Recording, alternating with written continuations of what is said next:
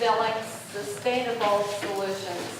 Our last water forum in 2014 was called H2O, Troubled Waters. Although some of us are trying to fix that our waters are still troubled, there seems to be less water to hydrate us and to hydrate Mother Earth. We need to be reminded that, as Chief Seattle said, humankind has not woven the web of life. We are but one thread within it.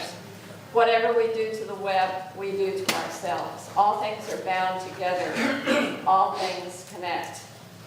At the opening of the H2O 2 Water Forum, I read a quote by cosmologist Carl Sagan that seems still very, very appropriate today. He said, anything else you're interested in is not going to happen if you can't breathe the air and drink the water. Don't sit this one out. Do something. You are, by accident of fate, alive at an absolutely critical moment in the history of our planet. This quote couldn't be more appropriate right now. Get ready to hear some amazing presenters, take notes, and then go out and do something, as Carl Sagan would say. The clock is ticking. I would like to thank a whole bunch of people. First of all, members of the Water Consortium, Valley Water Consortium are composed of Sierra Club, Presidents Against Fracking, WILF, and other individuals who are working to help Mother Earth. A special, special thanks go to Professor Paul Gilmore from Fresno City College, who got this place for us and put this together. Let's give him a hand.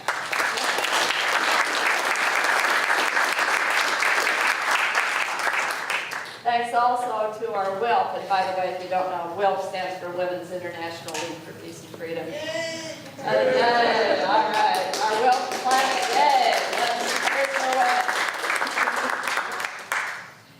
To our WILF Planning Committee, Ann Carruthers, Donna Salwasser, Yvonne Waldo, Melissa Fry, Catherine Fowler, and if I've left anyone out, I really apologize. Thanks to CMAC for filming this, and it will be available. They'll tell us when and how we can call it up for future reference. A huge thanks to our presenters. They will inform and empower you, guaranteed. And thanks to you for coming and being empowered with the information you receive here today. As Carl Sagan said, I'll say once again, don't sit this one out. Do something. There will be time after each presentation also this morning for questions. So write your questions down. Housekeeping. Restrooms are in the next building. If you go out this entrance here, you can go up the stairs, turn right, and then turn left. Handicapped access to this auditorium is to the side also. So restrooms have signs. If you need it, ask someone if you get lost. Okay, on for our next and first presenter, who is this morning going to be Dr. David Sayers. David has been working and doing scientific water research in both the San Joaquin Valley and the Sierra Nevada since 1973. He has a PhD in hydrology, is a registered hydrologist, certified hydrologist, Kings River Conservation District Board President, ex-com member of the Consortium Chapter of the Sierra Club, and president of the El Rio Reyes Conservation Trust. He currently farms citrus and nut crops. He's going to talk about sustainability. Dr. David Sayers.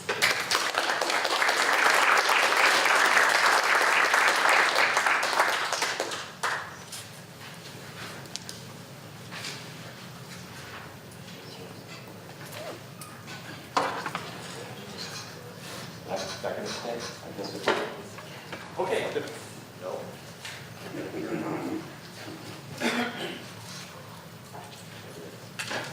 Okay. No.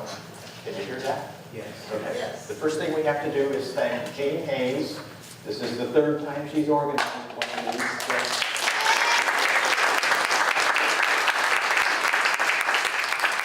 The dynamo behind all of this. All right, so sustainability and you. There's going to be two parts to this. The first one is, what are we talking about and why we should wonder or be aware of what it is. And then the second part on this is going to be how sustainability is going to affect you in the future, specifically with something called SGMA, the Sustainable Groundwater Management Act. Okay, so just read this to start with. Water is a finite resource, renewable annually, variable through time and space. And that variable bit is getting more on the order of highly variable. And then the second part is it's physically impossible to have infinite growth on a finite resource. And if there's anything you should take away from what I say is remember this. It's the bottom line. Okay, what is sustainability? Well, there's different types of sustainability. Biologic, ecologic, living organisms. There's resource sustainability. There's different kinds of resources. Those that are renewable and those that are non-renewable. A renewable one is water. Non-renewable ones are things like coal, oil, gas. There's people talk about, well, it's economically sustainable. Well, capitalism, by its very nature, sort of requires growth, continued growth. You buy something now and you pay for it later with cheaper dollars, those kinds of things. More people allow you to have cheaper labor with time. So when you hear somebody say economic growth, maybe what they're really talking about is that you keep growing at the same rate. And again, it's physically impossible to have that. Another thing you'll hear is something called sustainable growth. Oh, we're going to have to be sustainable growth. That's an oxymoron. If you keep growing, you're going to run out of the resource at some point. Okay, so here's some definitions. The first one is a biologic definition for sustainable. It's state of being maintained at a constant level. No major or severe damage is incurred to a natural resource or the environment.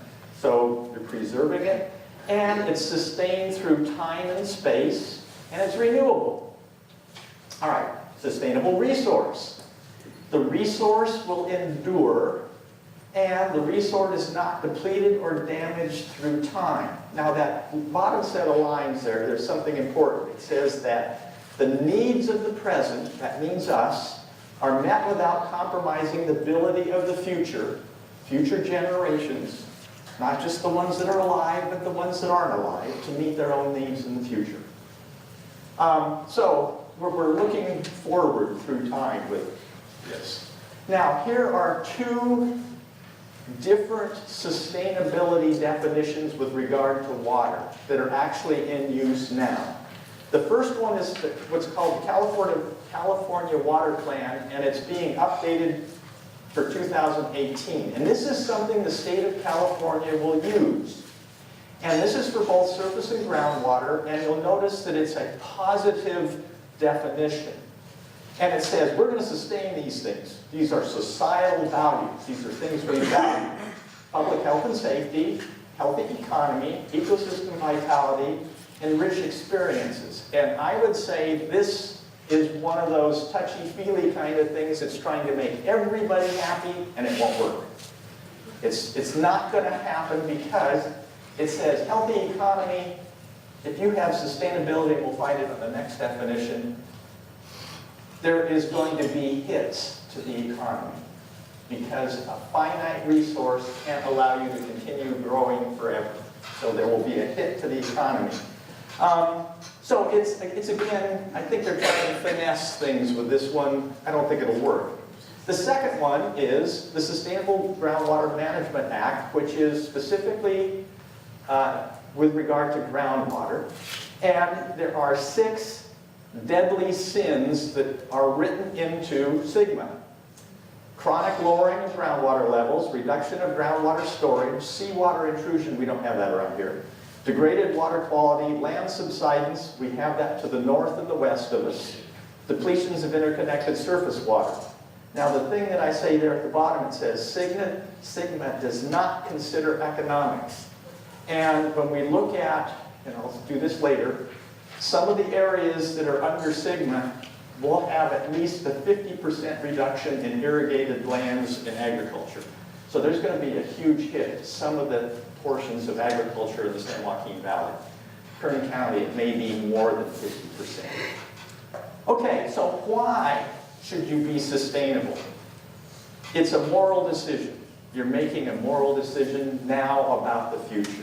It's a gift from us to future generations so that they can have something.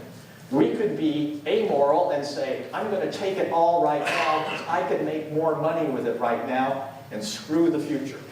That's sort of the other way of looking at it. So it's a moral decision. So we're providing for future generations and the environment. It's a way to let things endure. And here's something we're going to get later on, is talking about carrying capacity. And carrying capacity is, whether it's a system or an ecosystem, it's a maximum load or use that something, an ecosystem or a system, can take over a long period of time and not collapse. And I'll give you an example of that down the line. But it's an important item. If you exceed the carrying capacity, you're unsustainable. If you are sustainable, you never exceed the carrying capacity. Okay, so here's the basis for sustainability with regard to what are called common pool problems.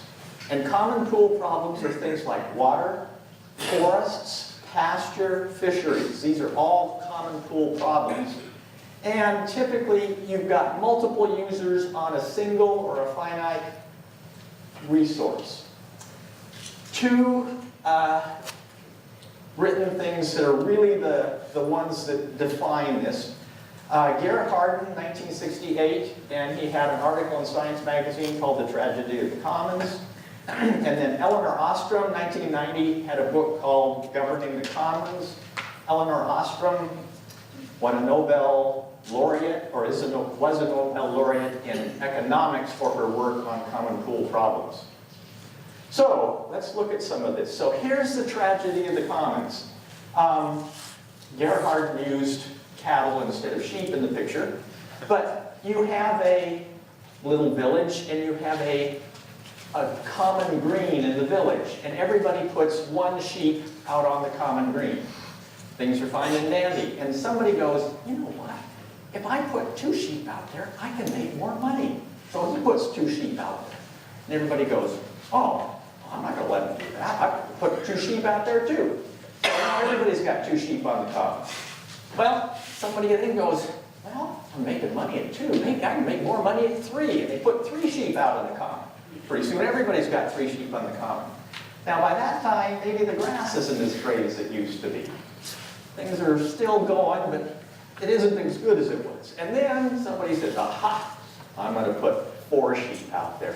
And everybody puts 4 sheep on the common. The sheep eat the grass down to the dirt. There is no more grass, and all the sheep die. There's your tragedy. You've exceeded the carrying capacity of the commons. And once you've exceeded that, you're no longer sustainable. The whole system collapses. That's what we have to be careful. Okay, so that's the tragedy of the commons. And then here's some things that Eleanor Ostrom wrote about how to govern a common pool resource. Demand must not exceed the supply. As soon as demand exceeds supply, then you're over the carrying capacity. And typically, demand is population-driven. It's us. We're the problem. Now, there's some other things that come into the fore when you're dealing with these common pool problems. If you're going to govern the commons, you're going to have to put limits. And when you put limits to things, it's going to infringe on personal liabilities, and people get ticked because of that. You can't tell me I can't do this. It's my right to take as much as I want. And if you do that, you get collapse. But if you're going to be sustainable, you do have to have limits. All right, so the commons are governed best when you have a small or medium-sized entity that's dealing with this. In other words, when we get to sigma, it's going to be local areas as opposed to statewide. So it might be cities as opposed to counties or those kinds of things. So size matters. Scarcity also helps because that gets people involved in working at it. You need a predictable system, something that's totally erratic. It's kind of hard to figure out what you're doing. Respected and skilled leadership. It's nice to have, if we all sort of have the same moral and ethical standards, then we can keep moving forward. Knowledge of carrying capacity. And you need rules that match the resource. And then the last thing is, you have to monitor the resource and you have to enforce the use of the resource. And the reason you have to do that is because otherwise you get what are called free riders. It's somebody that wants to use the resource and either not look at the limits or not pay for it. So somebody might say, let's say on water, you can only use 10 gallons. And we're all using 10 gallons, but one guy over here is using 100. That person is the free rider. And so you have to be able to enforce and say, you can only use 10. So without that enforcement, then you aren't limiting the resource.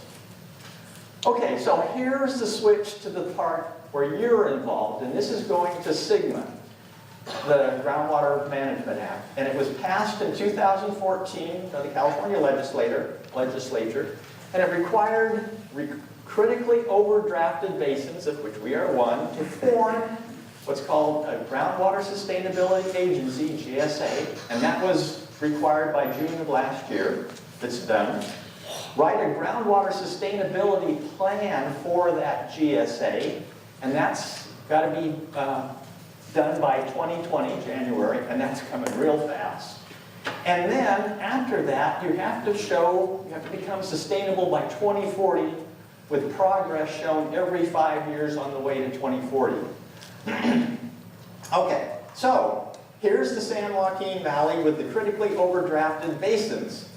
There's only one that's sort of a lighter blue as opposed to purple, and everything else in the San Joaquin Valley is critically overdrafted. I've got us circled. We are in the Upper Kings Basin, sort of from the San Joaquin to the Kings, from the foothills to the axis of the valley.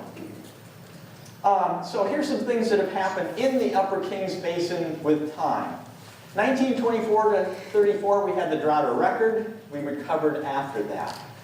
And here's some of the things that come out of it. It was a sustainable use of groundwater. We drew down in the wet, and it recovered. We drew down in the dry, and it recovered in the wet.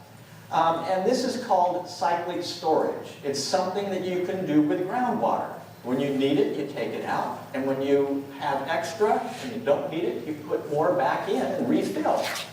And at this time, there was major recharge from both the San Joaquin and the Kings rivers. Okay, and here's a graph. This is, the red line is Consolidated Irrigation District. The green is Fresno Irrigation District. And the blue circle shows the 24 to 34 drought, and it recovered afterwards. And just, there's the circles where Fresno and Consolidated Irrigation Districts are. So, go down Highway 99 and there's Consolidated. All right, so now, here's the Upper Kings Basin, 1946 to 2012. So here's some things that were important that happened. The Central Valley Project, CVP, that's a federal project, went online. They built Friant Dam, they built the Friant Kern and the Madera Canals. When the Friant Dam went on and the Friant Kern Canals, we lost water going down the San Joaquin River. That water no longer recharged, but it was taken up and down the valley for other entities to use. So it affected our basin because we're no longer getting San Joaquin River recharge. The basin itself, population grew, the demand for groundwater grew, and we were unsustainable with regard to groundwater over this time. And it was dominated by two things, well, two entities, both urban and ag, and those entities that did not have surface water supplies. Historically, all of the cities and towns in the San Joaquin Valley use groundwater for their municipal use. That's been true for Fresno and Clovis until in the 90s when they started getting some of the surface water supplies. So, and then there's parts of ag that have no surface water deliveries or title to surface water, so they're pumping groundwater only. So we've been in the Upper Kings Basin unsustainable with regard to groundwater for 70 years. This is nothing new. So here's a look at that. And if you'll notice, the lines will go down in the dries, and then they'll come back up in the wets. But notice, the next time it gets dry, it goes down farther. So it's a sawtooth. You're seeing this cyclic storage, but it keeps getting worse on every cycle because we continually take more and more out. And why is that? Demand is going up. Okay. Now this is a look spatially. If you go up to the top, up there, that's Fresno and Clovis. In the 63 years of this diagram, it shows the change in the water elevation in 63 years. The water table has declined at a maximum of 160 feet in 63 years below Fresno, Clovis metro area. And if I go out here, this is ag farm area, and this area is out near Raisin City, and it's an area that has no title to surface water, and they're groundwater pumping only. And in that same 63-year time, it went down 180 feet. Now the areas that declined the least, and that's the sort of yellows and oranges, those are the irrigation districts that were spreading or had title to surface water. And the net result is they only dropped 40 to 80 feet, as opposed to these hundreds of foot drops. So, So what drives groundwater declines? And the best correlation is with growing population and declining groundwater. You can see, so it gets deeper, the groundwater gets further down, the more people you have. Here's some other ones. The green line is declining agricultural areas. As they decline, the water table declines. And the blue line, as you have increasing urban areas, as urban areas increase, the water table declines. So again, what it's saying is if you put land in urban areas, you're no longer getting recharge. If you have land in ag areas, you actually get recharge. So the ag areas are a positive for water, the urban areas are a negative. And this is a look with the numbers on correlations, but the thing I want to show you here, the stuff in green is just sort of what I was showing you on those diagrams. But take a look down here at the bottom of the diagram. These are the water inputs to the system. Precipitation, Kings River flow, and irrigation district deliveries to the area. And the thing that you'll see is these correlations are lousy. They're terrible. They actually mean there's no correlation. And what that says is it isn't the water inputs that are the effect on this system. It's the anthropogenic things that are happening, what's happening with people and how we're dealing with this. Okay, so then the Upper Kings Basin through 2012 to 16, the drought. A race to the bottom, newer, bigger, deeper wells. A lot of that was agricultural. Wound up with domestic wells going dry. This was really prevalent in Tulare County. We had low surface water deliveries, both from the state project, which the state water project mainly gives more water to urban areas, and then the CVP, which is the federal water project, and that one mainly gives water to agricultural areas. So because we didn't have surface water, we're dependent on groundwater, the water table drops. And the other thing that is going into this from an agricultural standpoint is the ag is shifting from annual crops, row crops, tomatoes, that kind of stuff, to permanent crops, trees, nuts, peaches, oranges, whatever it is. And there's two things that are, or a couple things that are going on there. One is that's financially driven. You can make more money on nuts than you can on tomatoes. The other thing is that as you go from row crops to permanent crops, there's more water demand over time. Yes. Okay, so what's the future?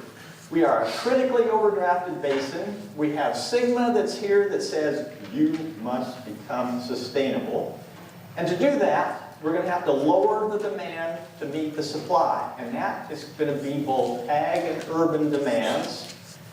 For the ag portion, it probably means we're going to wind up fallowing land, agricultural land, take it out of irrigated agriculture. The other thing we have to do is we have to recharge floodwater when it comes through. That's the adding the water back in.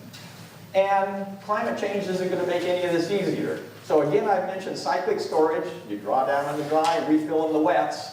And again, one of the key things on the refill in the wets is you can't add any new demand in the wets. Somebody says, oh, the drought's over, let's build. And you go, nope, can't do that. You can't increase the demand and be sustainable.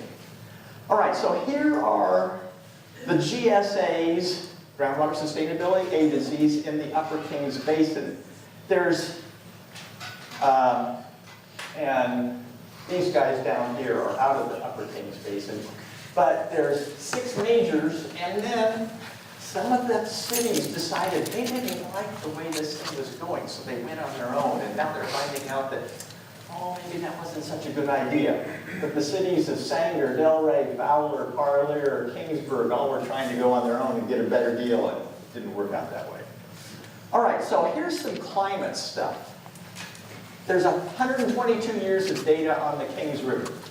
I split it into 3 groups, 41 year, 41 year, 40 years. And so here we go with, let's look at, oops, back up. Precip, Fresno precip, it went from 9 to 10 to 11 inches of rain. We're getting wetter with time. Why? Climate change says warmer atmosphere, and the warmer atmosphere can hold more water. Fact of life. We're seeing the same thing in the Kings River flow. It goes from 1.6 to higher 1.6 to 1.8 million acre feet a year. More water is coming down from the hills. But here's the big deal. The standard deviation is huge. The standard deviation is over half of the average. And that says it's all coming as too much or not enough. We're getting floods and droughts. We're not getting in between. We're not getting an average. And if you look down here at the bottom, if I just define below, or dry as below average, 7 out of 10 years, 15 out of 18 years, 14 out of 18 years, 8 out of 10 years, 6 consecutive dry years, 5 consecutive dry years. There's a lot of dries interspersed by one big wet, is the way it works. So what do you have to do then to be sustainable? Well, basin-wide considerations, we're overdrafted by about 14 to 15%. We've got to cut back 14 to 15%. If I leave urban and ag demands constant, no population growth, that means I got to get rid of 14% of the irrigated agriculture. That's about 100,000 acres of irrigated ag in the Upper Kings Basin. If the population grows by 1 million, and there's data out there that says that might happen, and we keep the urban and ag remain constant demand, we're going to have to get rid of basically 1/3 of irrigated ag to be sustainable. There's also some soil salinity problems and other things out there.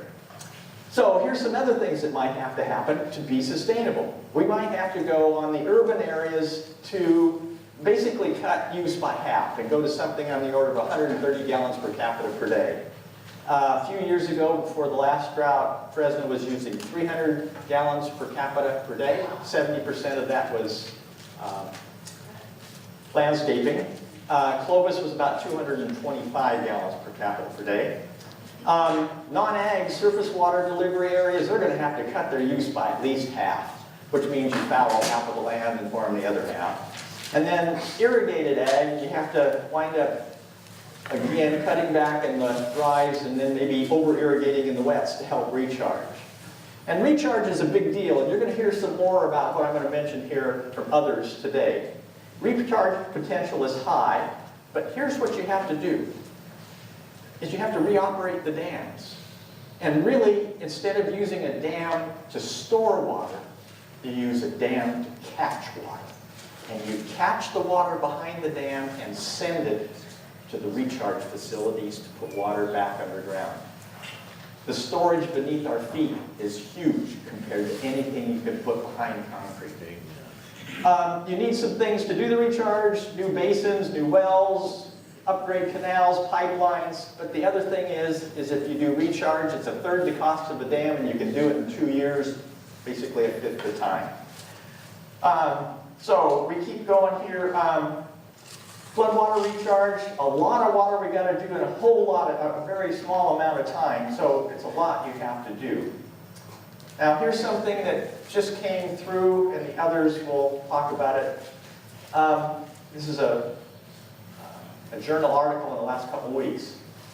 Solutions cannot consist solely of future infrastructure. New reservoirs cannot be built fast enough to offset the loss of snow storage. So solutions will lie primarily in the linked arena of reservoir reoperating policies and demand management. And the thing you need to do is recharge. So sustainable groundwater management will mean we're going to limit water demand, urban and ag, cut what we've got collectively. We need to recharge, and you're going to wind up fallowing land and maybe putting solar farms on it. So the future, well, here's the past. This is dry land farming at the end of 2 centuries ago. Fresno did a lot of winter wheat. And here's the future with solar farming. And so here's the bottom line. We're going to have changes in lifestyle. We're all going to use less water, both urban and ag. My guess is we're going to go to xeric or native landscaping. The other thing is that we're all going to pay more for water. Now here's something. If we're going to use less and pay more for it, we're all going to be mad. So, the fact that, there's that, we're infringing on your rights at this point. So anyway, it all says that there's limits to growth and all of this. Okay, so there we are. Now that I've given you everything, do you have anything you want to ask? Okay, we got one over here. Bear with me a second, because I'm not quite sure I put my question It isn't. in my mind together very well. Just speak loud. Okay, so The motorcycle. I'm involved in a political campaign. That's my disclosure up front. The opponent is posting a lot of stuff on social media about how bureaucrats in Sacramento have betrayed the people's trust in passing Proposition 1 by not releasing money to the private organization, the San Joaquin Water Infrastructure Association, or whatever. And B has issued articles about this in which the Water Commission said, this plan is a dud. It's zero for this plan. So, I've been attentive to your presentation, your lecture, trying to read everything on the screen.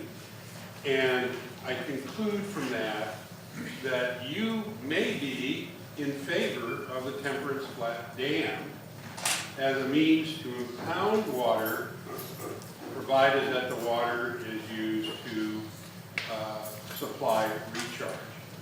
All right, can I answer? Is that a fair statement? And if it is a fair statement,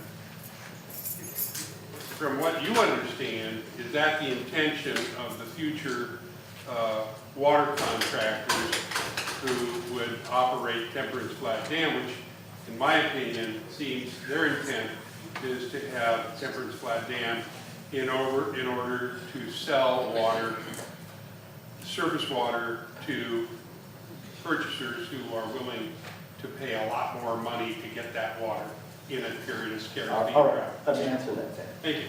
I'm opposed to Temperance Flat because we will lose the water. There was a town hall meeting, good grief, how long ago was that? 4 months ago maybe? And Mario Santoyo, who is the shill for the Friant Water Group, I asked him directly, I said, can you guarantee that the water behind Temperance will go to either Central Valley Project entities, meaning those irrigation districts, etc., that get water off of the Kern, Frank Kern, or the Madeira canals, or the exchange contractors, who are the ones that lost water when they cut off the San Joaquin River. And Mario Santoyo, who is not a politician, did the correct thing a politician would do when you don't want to answer a question. You give an answer to something else that you do like. So Mario Santoyo answered my question by not answering the question. So the answer is yes, the water will not go necessarily to people that you would hope it would go to. It will go to those who are able to pay for it. And who can pay for it? It's the Bay Area or Southern California. They can pay over $1,000 an acre foot easily. They can, the marginal rate of water is desal, ocean desal, and that's 2,300 bucks an acre. If they can get water out of a dam for $1,000 an acre, that's half price. That's cheap water.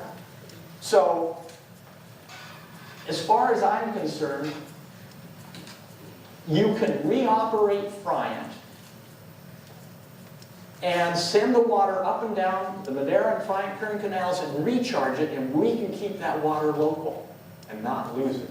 You don't need a new dam to do the reoperation and use that water. All right, next question. David, we need to go on. Okay, all right, we're done. If there are more questions, David will be here throughout the day. You can see him at break, or you can see him at lunch. We need to go on to our next speaker now.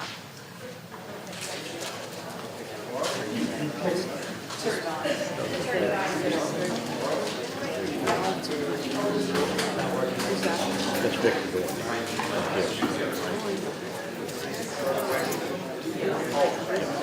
Or just yell. I'll yell. All right. The next speaker is Dan O'Connell. Daniel O'Connell has been involved in conservation. Has been involved in conservation and environmental justice from the beginning of his career.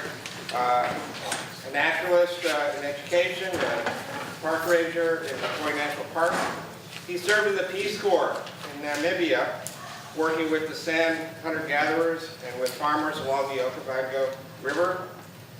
When he came back, he led a backcountry trail cruise through the southwest U.S. His dissertation at Cornell explored ways to confront and counter the powerful agribusiness problems of the Central Valley. He's continued that work as San Joaquin Program Manager for American Farmland Trust and was the first conservation director for Sequoia Riverland Trust.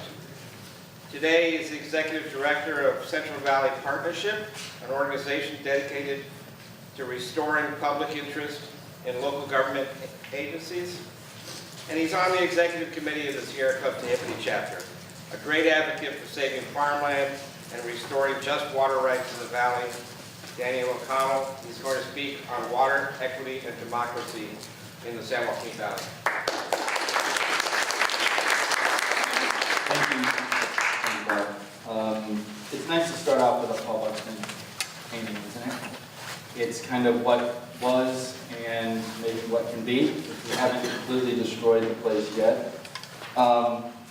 With all those accolades, I'm here to speak to you as a Quaker and a scholar. And in those roles and positions, both of which care deeply about integrity and truth and carrying those forward. And so it's from those positions that I come to you today because I want to speak truth. It's always partial, and you can take it as it is, and I'll leave you at the end with trails to continue picking up breadcrumbs. But because I'm a Quaker, it's extraordinarily nice to have Will and Jean sponsor this. Often I've been standing in silence with Women in Black and Will for years across the country, and I appreciate their long peace stance and their social justice stances. Also, what an honor to meet Ron Stork for the first time. I've seen emails and I hear him on conference calls, and I'm just awed at his knowledge. And the other speakers Tom, both Toms, and everyone else here today. So it's a great honor for me to be here with you. So I'm going to start off with the garden. And I would say that the southern San Joaquin Valley was an Africa-scale megafauna with snow geese and waterfowl blotting out the sun in the winter. It's also, if you look at that map, it's a great lung that takes one breath a year. That in-breath comes in the winter, in snow and in water, and the exhale, how nice, a slow exhale in the melt off. We had places like the Tulare Lake, which was the largest lake west of the Mississippi, that's now a Boswell farm, right? And so then we move to what I would say is the garden redesigned. It has served its purpose. It's an extraordinary feat, in fact. It's the most productive agricultural region in the history of the world. I want to say that geographies are constructed. So this is a constructed geography. And when we as human beings choose to construct something, I want everyone to ask, in whose benefit and at what cost? Because this region has the highest pollution of water and air in the United States.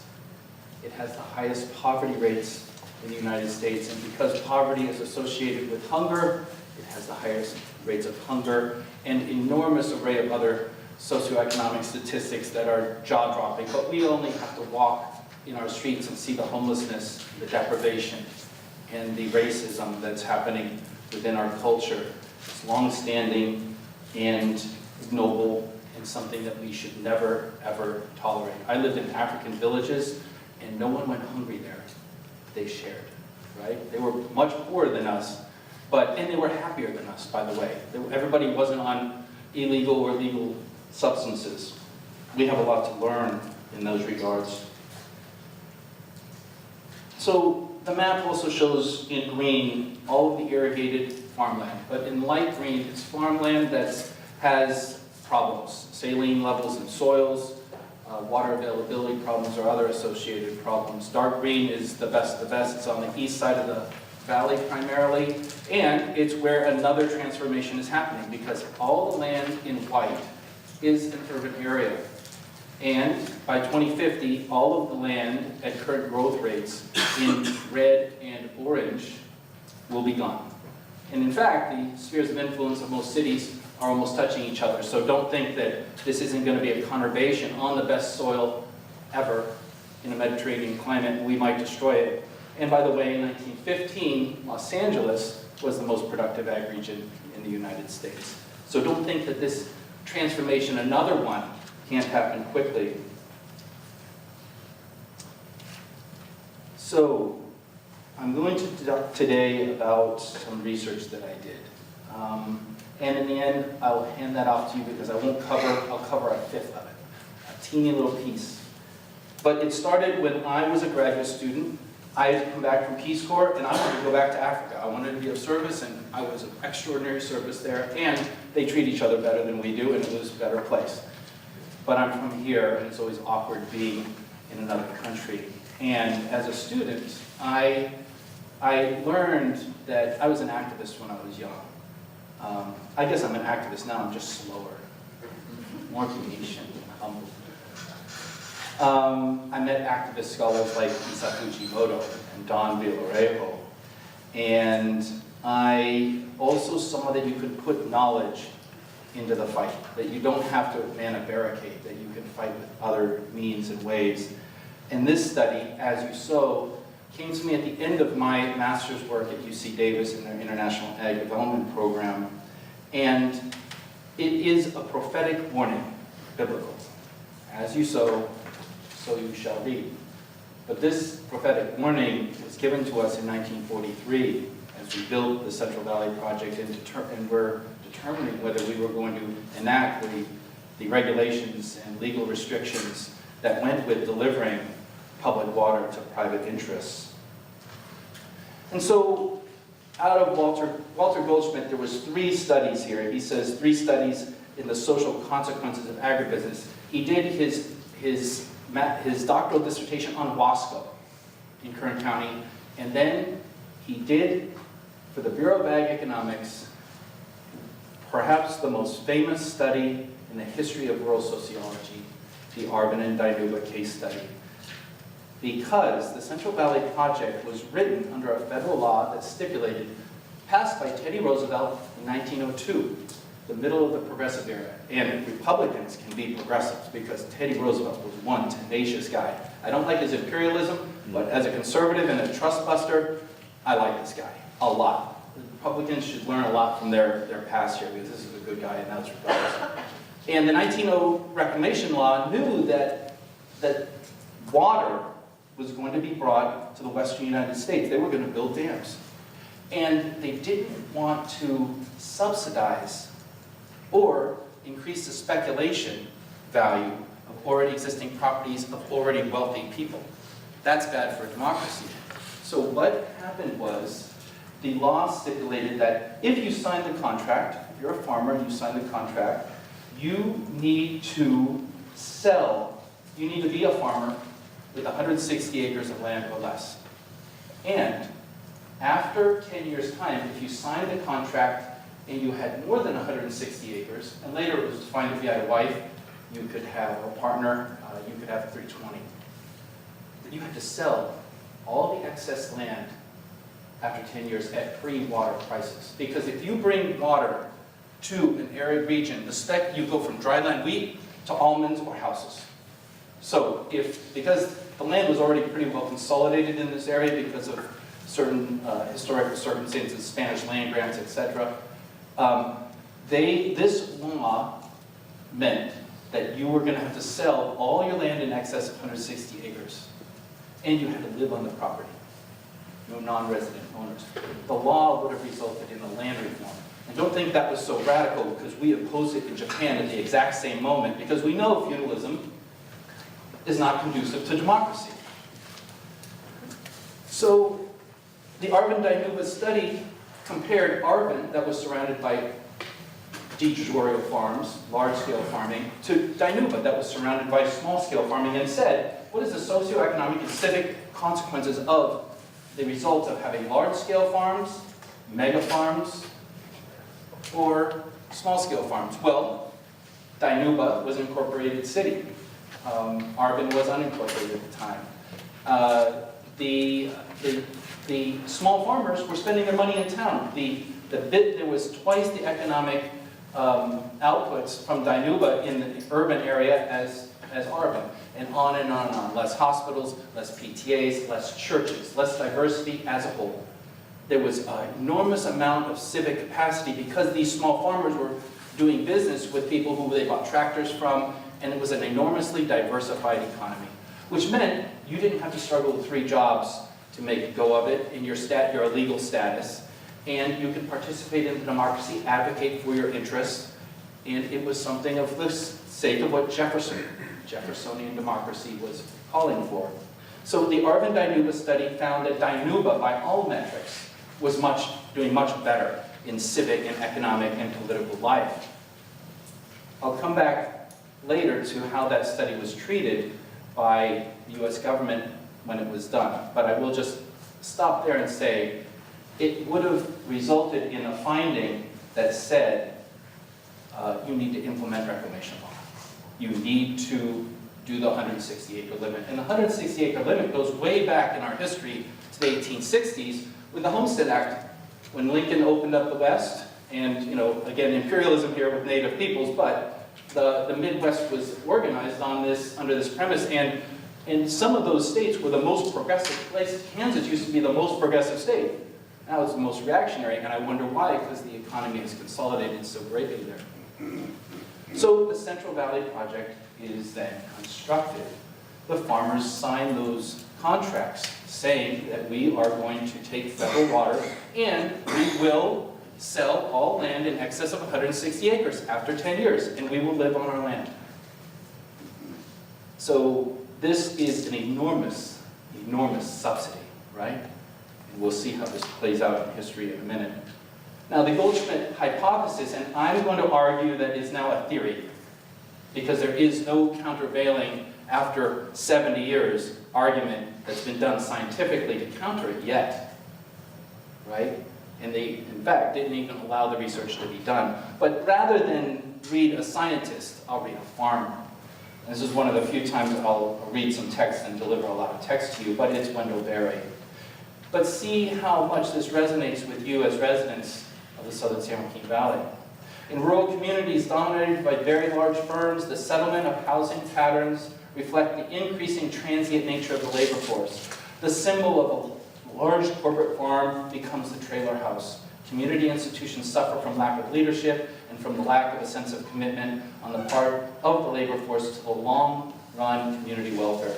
Those institutions that survive take on a dependent character reflective of the paternalistic role of the dominant firms. Income levels may stabilize, but at the expense of a decline in local capacity for risk-taking, decision-making, and investment of family labor in farms and local businesses.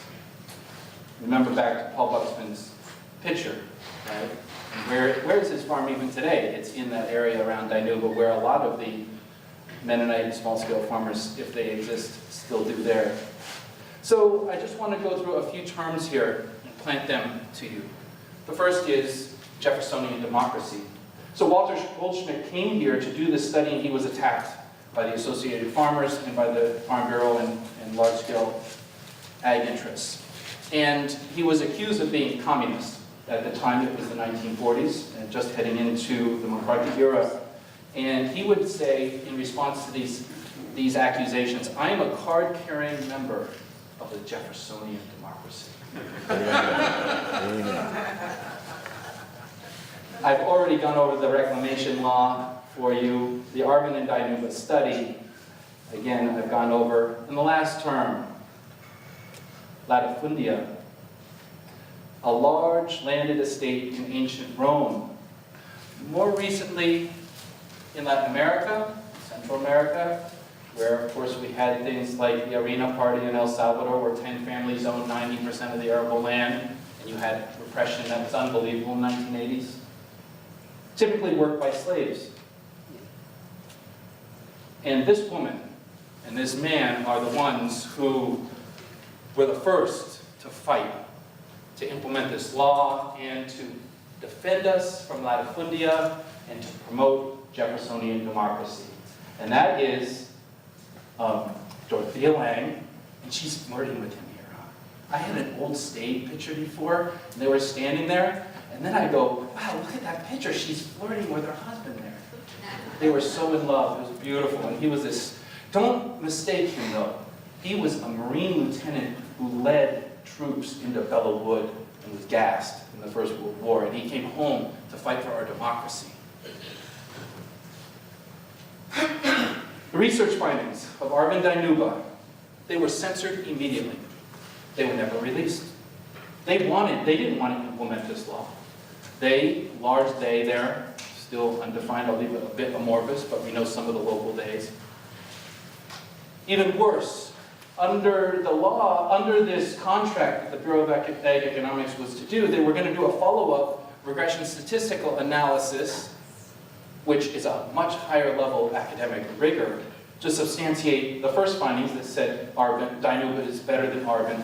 And don't think that those towns, we're looking at sociological terms here. There's a lot to be said about Arvin, of course, even at that time. But that was suppressed, never allowed to go forward. What does that say? The Bureau of Ag Economics itself, which was a federal bureaucracy kind of on the scale of cooperative extension today, was completely dismantled along with the Farm Security Administration by 1953, undercutting all of our abilities in the public arena to defend ourselves from the infringements of agribusiness. It took basically 40 years for UC Davis to finally do this study. There was another point that I wanted to make here. The repression of the scientific research by these political interests illustrate the validity itself of the research. Why repress something that's untrue? You repress the truth because it's going against your interests. It's another form, a social form, of validating the research findings that went on here. So, we as a society, and remember, going back to Rome, Rome voted in, right? They voted in their dictator. Didn't we just start moving in this direction ourselves? Is the whole Midwest no longer able to defend its interests? Are so many working class people so confused by everything? We lose because we're so stressed by not being secure, not having that middle class, not having a sharing economy. We can't defend ourselves. We lose the capacity to do it. We start privatizing our schools. The poor can't even discern what's going on around them, and they're getting hit from every which way. So we've subsidized this forever, not only with the delivery of water. How about labor? The alien land laws that were exhibited here. California, the progressive resistance right now, was once, at its founding, was a terribly racist place. Terribly racist. The Braceros program. And the non-enforcement of, the encouragement of undocumented labor after the end of the Braceros, which was happening. And this is why we have over 2 million people that are undocumented here, who've been here for a long time. They're our neighbors. We should be defending them. So the California's land-grant universities and the industrialization of agriculture, don't think that our public institutions weren't utterly complicit in this. So the California Farm Bureau, they build the Central Valley Project, but they need an entity to partner with them as a conduit between the water delivery systems. Most of those are water districts, but also they want to be doing research to transform this one garden into the Garden Revisited, and they're going to use research to do it. So why not partner with the Grange, the historic advocacy organization of small farmers? Why create the Farm Bureau? In fact, the Farm Bureau was housed and subsidized and initiated at UC Berkeley for 30 years. I believe the Grange even sued the state for subsidizing the Farm Bureau at that time. They wanted an entity that could partner with agribusiness, not small farmers, which was the advocate of the Grange, was the advocate for the small farmers. Even more, if you're an academic, Cornell, Purdue, every single Wisconsin, every state has a land-grant university. Ours is 3. Mostly Davis now, but Berkeley and Riverside. Land grants are reaction to the Ivies. They are universities for the people, for the workers, and for the farmers. And you would expect at a university to have open inquiry. The University of California has never had a Department of Rural Sociology. Every other land grant has a Department of Rural Sociology. It was the other side of ag economics. Imagine, they never even allowed the research to happen. And when it did, I mean, that tells you something right there. The development of the tomato harvester, which was litigated, and eventually we got the small farm program and others at UC Davis as crumbs off of that loss. But these mechanizations that drive out our people from the workforce. I'm sure there's a reason also, labor-wise, to go from annual crops to almonds or grains.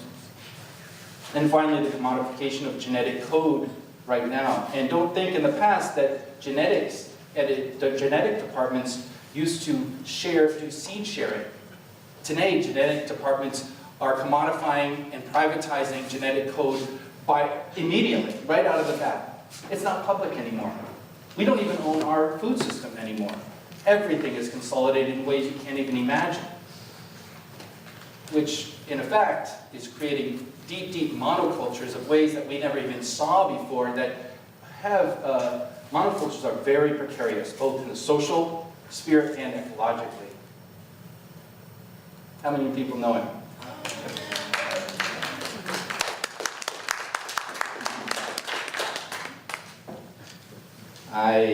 He was near the end, but didn't have cancer yet.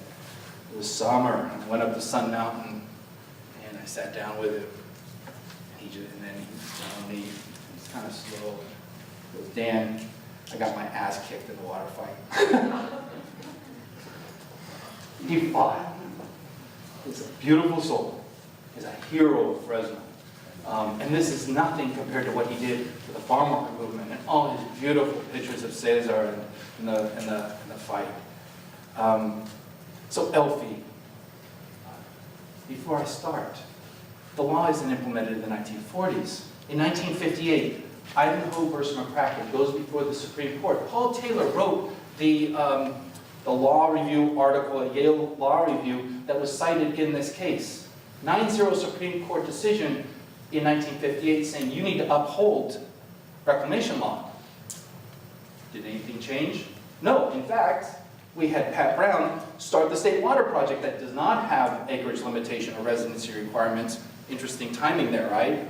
Yeah. But a 9-0 Supreme Court decision, we still couldn't implement the law. If you don't control the sheriff, you're not implementing the law. Elfie in 1978 sues the Department of Agriculture to implement Reclamation Law. And he does it with a band of small farmers, some of them are still alive today, with National Land for the People. National Land for People. I believe some of the archives are at Fresno State. The Supreme Court upholds again. What do the farmers do? They say, whoa, this is going to be a big change for us. We need you to do an EIR, an Environmental Impact Report. It's a little ironic there, right? So they slow the process down. The Democratic senators, Cranston and whoever, cave. And by 1980, we have Reagan come in. By 1983, the law is overturned. Yeah. The law is overturned to state not 160 acres, but 960.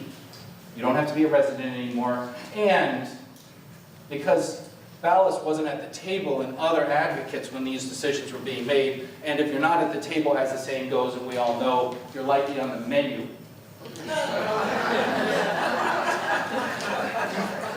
There was this clause put in that you could produce trusts of 960 contiguous, so you could have every little friend or relative of yours. So Boswell has 40,000 acre farms that are still getting federal water even under this change system.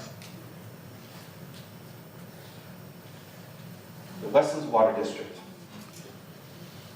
There is no other example as egregious to what's happened here than the Westlands Water District. So, how much of the labor is undocumented out there, first of all? 70, 80%?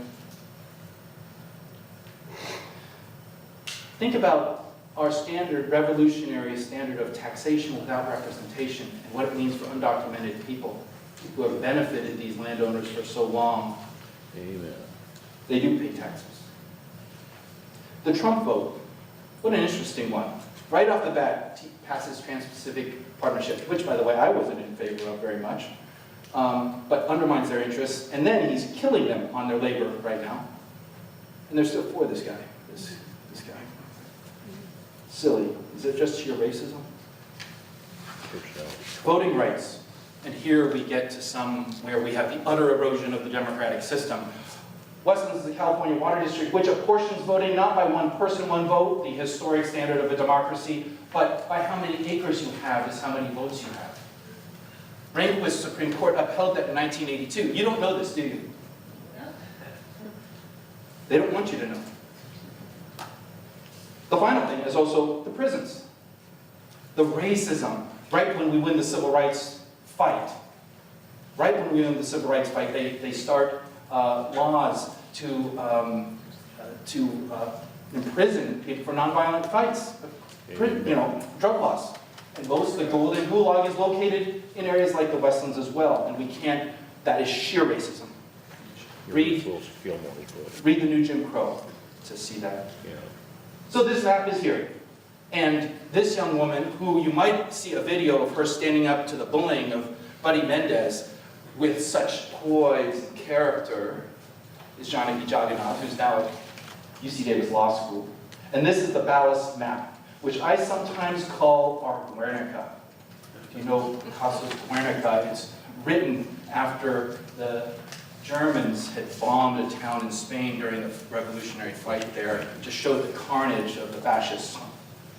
This is to show this is to show a few things. It shows that problem, but it also shows George Ballas was going to go implement Reclamation Law. How beautiful. And this map here is all cut and pasted. I think it's at Sun Mountain. This is a copy up here. Take a look. It's so beautiful to see somebody taking such a leadership role. And then I'm going to end with a few things here. One is, what story informs your life, beliefs, and commitments? These signs that we see in the region, Congress created Dust Bowl, that's a lie. That's a straight up lie. I just told you how it's a lie, right? Trump class lie. It's just the opposite.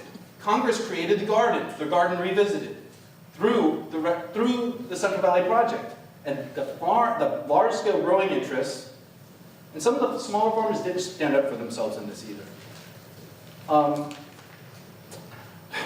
They're telling you a lie.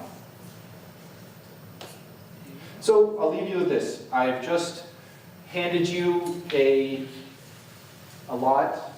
It's about 2% of the story.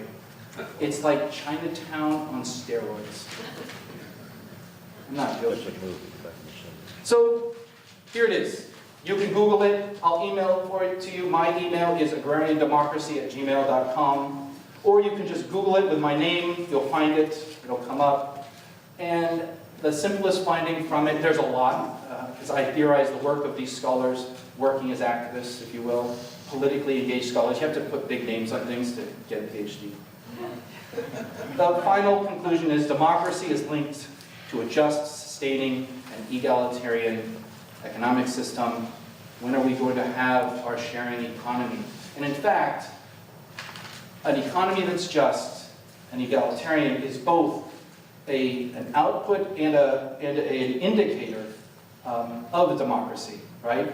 If you don't have it, you'll lose the democracy. As you have more and more democracy, you'll have more and more of an equitable system. So I bet Finland has a pretty cool sharing economy, don't you? Well, I'll leave it at that. Thank you. Keep fighting.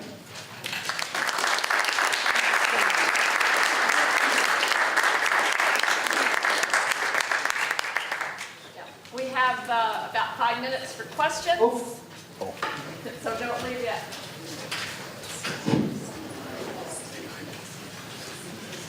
Is there any questions? Ja,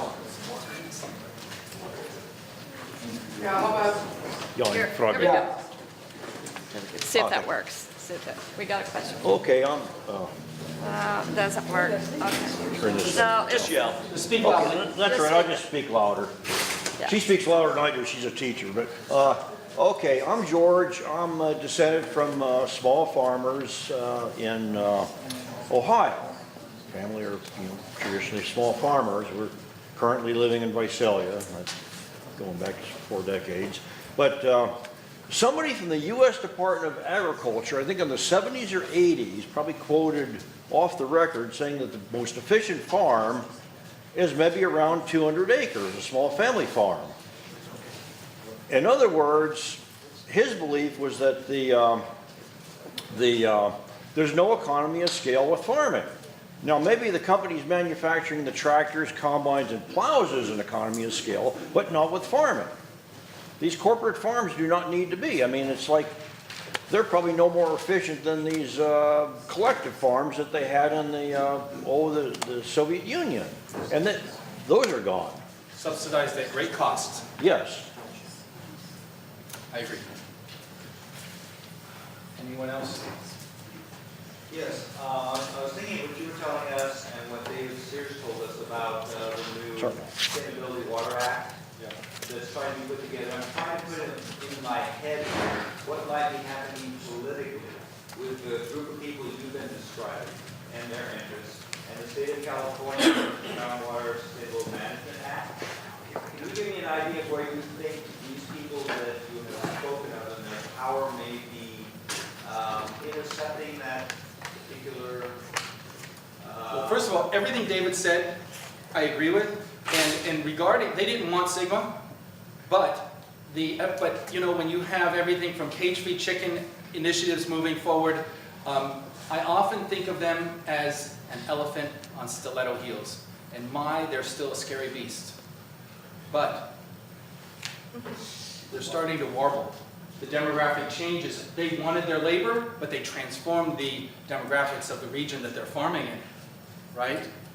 Their devil's bargain, our great benefit, because now we have such a rich diversity of peoples here now, right? Every day, old white folks that are a little crusty are passing away, and young, vibrant people who watch their parents walk out the door and get utterly taken advantage of. Some of them went off to UC Berkeley and UC Davis and UC Santa Cruz and UC San Diego, and they came home, and they're angry, and they're smart. I watch a bunch of young environmental justice advocates run circles around me. This place is changing, and quick. Rather than ask them to your meetings, you should go humbly sit in their meetings. Help them, which I know Bradley Reed does, actually, one of the very few people that does that. Go help those young people and turn this place quickly. Defend voting rights. But we can do it here because we have a friendly state government. And California is a bastion of all the hopes that our country is aspiring to. There is a pushback that's very ugly right now, and if we allow it to go too far, we'll lose our democracy. Fight for it. Your insights are incredible, and your presentation needs more time. So much. Can't hear you. There's a question. The question I have is that listening to your lecture today, it's just saddening and disappointing. And Do I look sad? huh? I don't look sad, do I? Well, but what has I'm happened pissed. historically, what has happened historically is a sad story of overturning laws by the strength of Wall Street, and that hasn't stopped. It just keeps going and going. And But you're forgetting the people's movements. You're just erasing it. well, Every day, everything you do and think is an act of resistance. Are you thinking something beautiful and just? Where are you? Are you present in that? And are you linking with others doing that? It's not a sad story. These people are doing their interests. Let's put our interests forward, the public interest. It's always a movement, right? There's been terrible times in our history, much worse than now. This guy's a clown, by the way. I like your image of the elephant, because it's a perfect image of what's happening to the capitalists right now. They're starting to fall apart. They're looking more and more ridiculous. We can't have the system just disintegrate too. We have to have a blend of what capitalism is, a reimagining of it. I'm going to run out of time, so I'll leave it at that. Yeah, thank you. I know so many of you. It's such a pleasure always to speak and to talk with you. Thank you.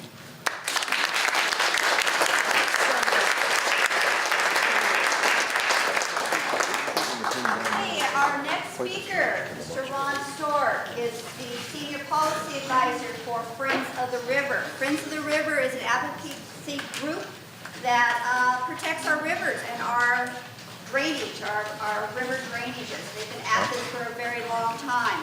Ron's been an advocate longer than that, longer than what Friends of the River has been around. So many, many years ago, when I first started hearing about what was happening at Temperance Flat, and I sat down and started writing checks to every environmental group I could think of. And Friends of the River wrote back, and they called me. And we've been working together for the last 12, 14 years on it. Ron was actually involved with the Orville problem. Everything was happening at Orville back when they were building it. He was saying, this is going to fail. This isn't going to work. Unfortunately, it didn't happen. So with that, I'm going to give you to Mr. Ron Stork from Friends of the River.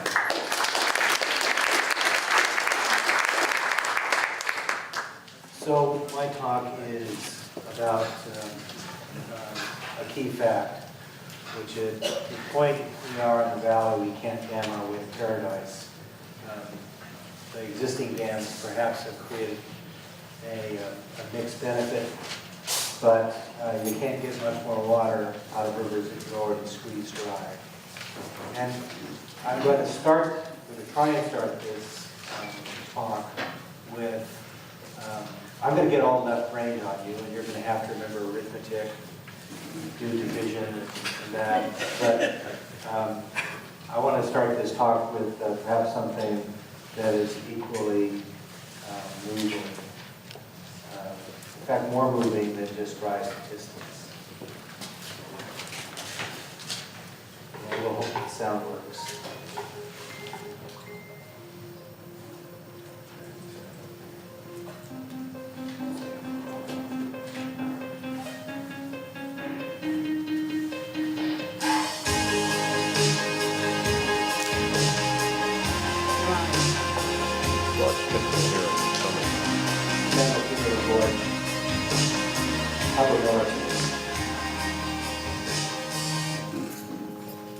Well, you know, I think there are two major delusions that have afflicted the Central Valley in particular, and in California in general. And one is the notion that groundwater is endless. It's this magical thing that is an abundant resource that will always be there no matter how much you use. The second major delusion we have is that we can dam our way to paradise by damming the same river over and over and over again and expect to be able to squeeze very much more water out of it. And these two delusions have gotten us into, to some degree, the bad spot that we're in. They are pleasant delusions. It is so nice to be able to believe that water will magically appear on rivers that we've already dried up by just erecting concrete edifices in them. And until there's a political culture that demands reality-based government, where do we get delusions? I can stand up in front of all the people who don't know what's going on and say, I will bring you water. Vote for me. Is what it is. It's a show. And it's unfortunate that it's such an expensive show. And it's an expense beyond just the money. It's an expense for this area that would be lost to it.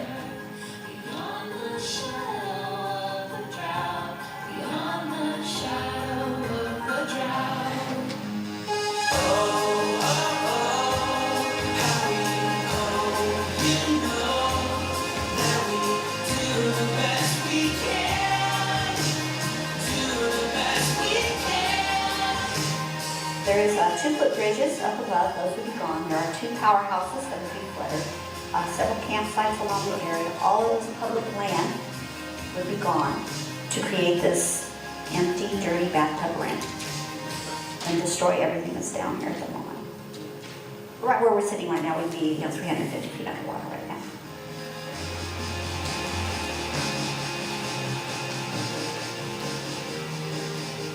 I have a really hard time understanding how this farm in Tulare County has more value than my ranch in Fresno County. Where is that line? Let's take a step back here and take a look at what's going to be lost. How many more areas like this are there? Very few in the state. And can we continue to afford to destroy these areas? It's devastating, it really is. But if you don't see what you're losing, you don't know that.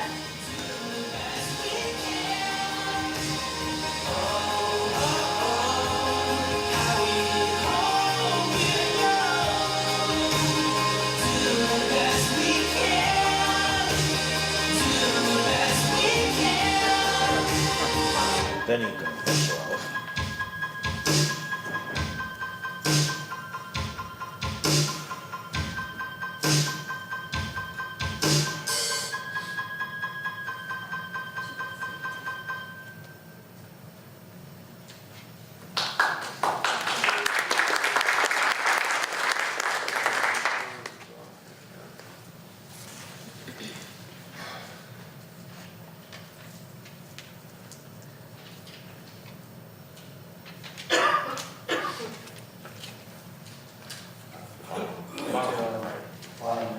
Yeah, there's a little screen thing. Just to the right. Three to the right. One more. There you go. So you can tell all my PowerPoints. which some people consider to be an essential part of the world.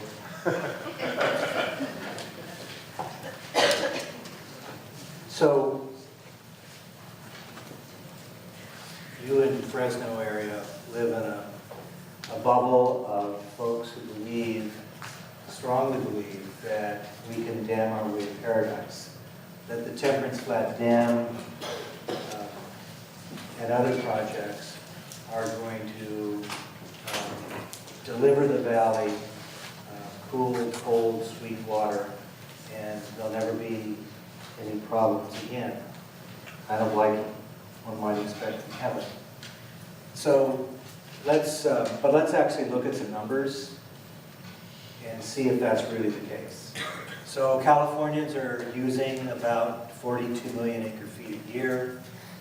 The conventional split is about 80% of that is ag, 20% of that is urban, and 50-50 for groundwater and surface water, and obviously it swings between wet years and dry years. And that's true in the San Joaquin Valley, in this area, as much as it is anywhere else. The Central Valley Project, which we talked about, the big federal project, Bryant Dam and the big canals are the CBP facilities, the big ones here in the east side of the San Joaquin Valley.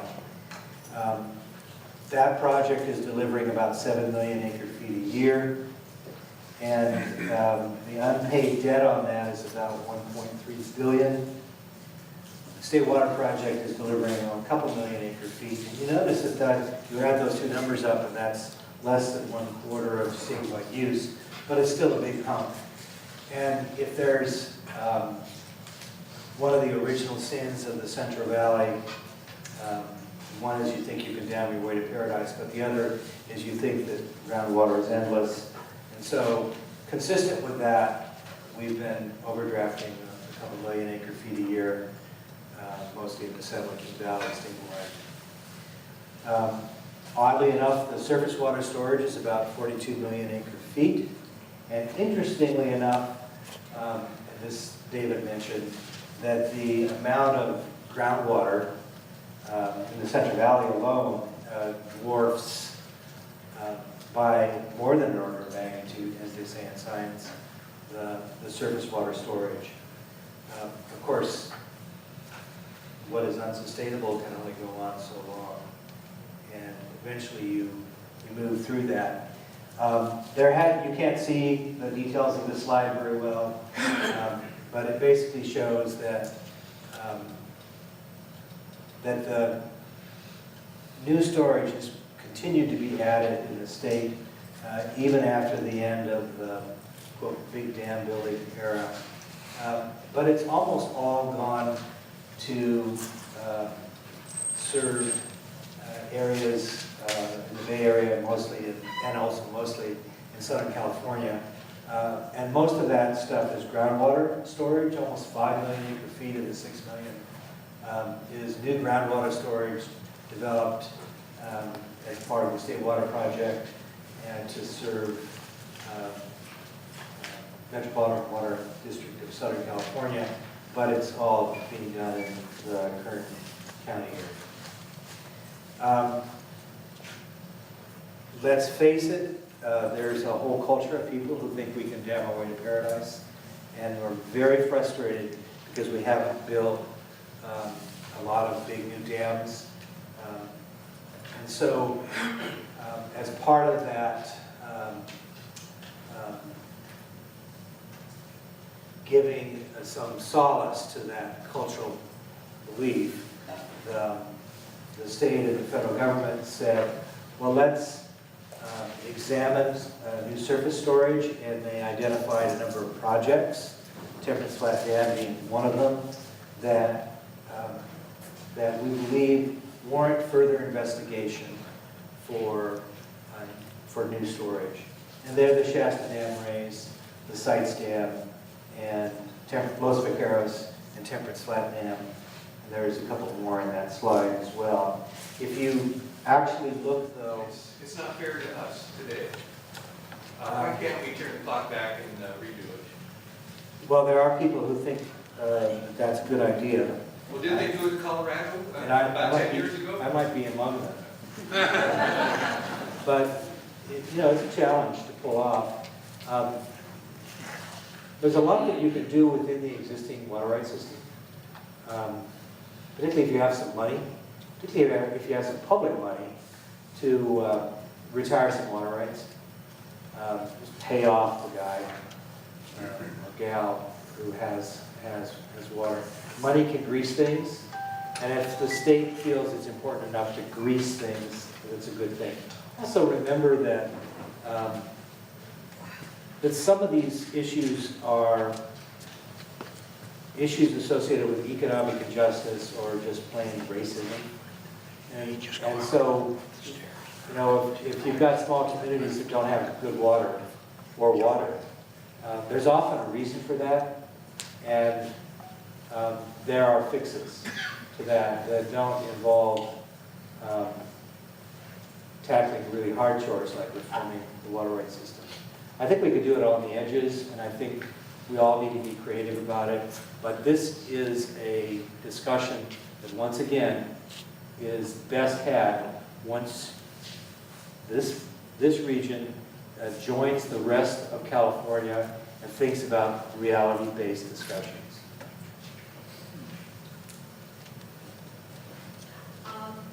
A lot of this discussion has been about surface water storage dams, but some of the same issues with surface or with water banking and below ground storage, particularly that Tulare Lake project that the water would go to the semi-trophic water storage district in Kern. There's some of the same issues with water going out of the area of origin rather than staying in the area. Is the issue with dams too? Yeah, well, fortunately, some of the political authorities in the Tulare who have an interest in the Kings River flows have weighed in, and I'm not so sure that project is going to make it. Interestingly enough, it also scored near zero on its public benefits. But those are just the initial scores. Those scores could change. And that's just subsidies for the project. But this region in particular has to have that dialogue about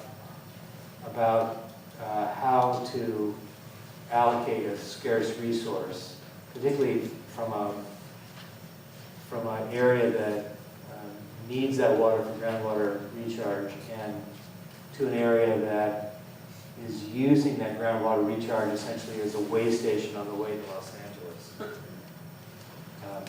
I grew up in Southern California, but not in the Metropolitan Water District service area, so I'm free of that original sin. Yeah. Ironically enough, some politicians, even climate-denying politicians, are now pointing to research that shows that water downfalls are going to be increasing, etc. They was talking about water flow, etc. And then they say, well, so we need to be able to catch that water. Sure. And we've already seen with some of the deluges that we've had that we've had to have these releases of the dams. And it makes for like a simple argument that kind of makes sense to people. So what is a simple reply to that for people like me that, I have a hard time memorizing all these facts and figures. So what would the simple comeback be to that argument? Well, I've struggled with that too, because to some degree these numbers are numbers that are widely understood by people who live in the water world. They're not given permission to say that because it's politically incorrect to say that kind of honesty out loud. With regard to, let me just note that your argument there, and you're reflecting that what you're hearing, is a qualitative argument. It doesn't have anybody who's actually run the numbers. And so the question is, okay, first of all, your first speaker today suggested maybe we could reoperate the existing infrastructure and get a lot of the benefits that you're claiming you'll get from a new dam. The yield numbers from these new dams are not looking all that good. You know, the new deliveries. And the costs are very high.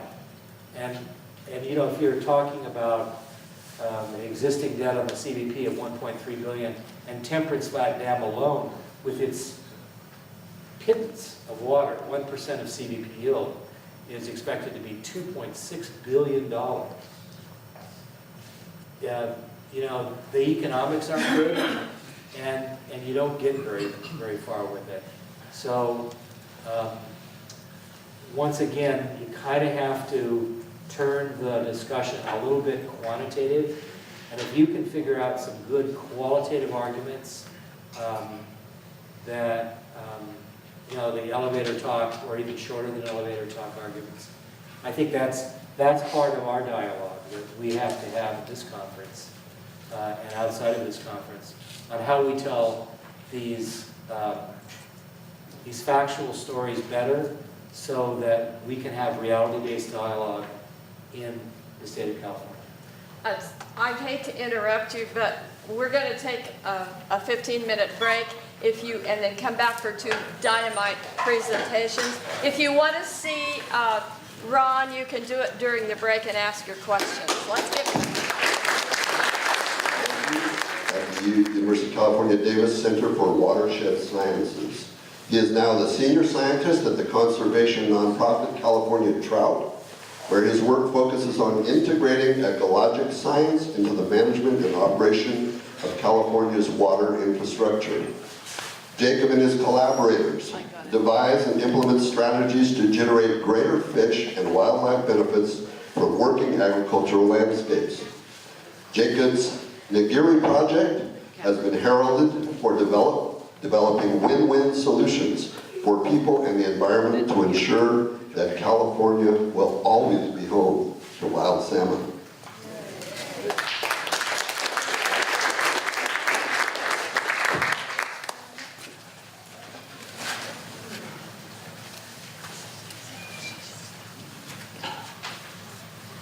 Thank you, Tom.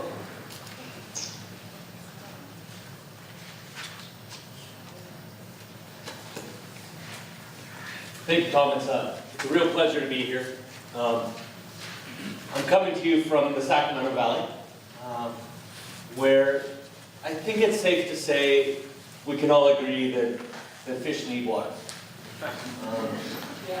I'm here to tell you that they also need to eat. It seems like a pretty simple message. But it's one that is wrapped up in everything else you've heard today. And so with a kind of a new generation's look at what we need to do to get to a place that works, that fundamentally works. The thing about working in water in the Central Valley that is so freeing is that everybody agrees that the system's broken. What that allows us to do is actually, I can't do this on the coast, where people still think they have something. They're arguing over how it's broken. Here, we can actually have the freedom to propose new solutions, a new way of doing business. And part of that new way might be that water isn't always broken. There might be middle ground.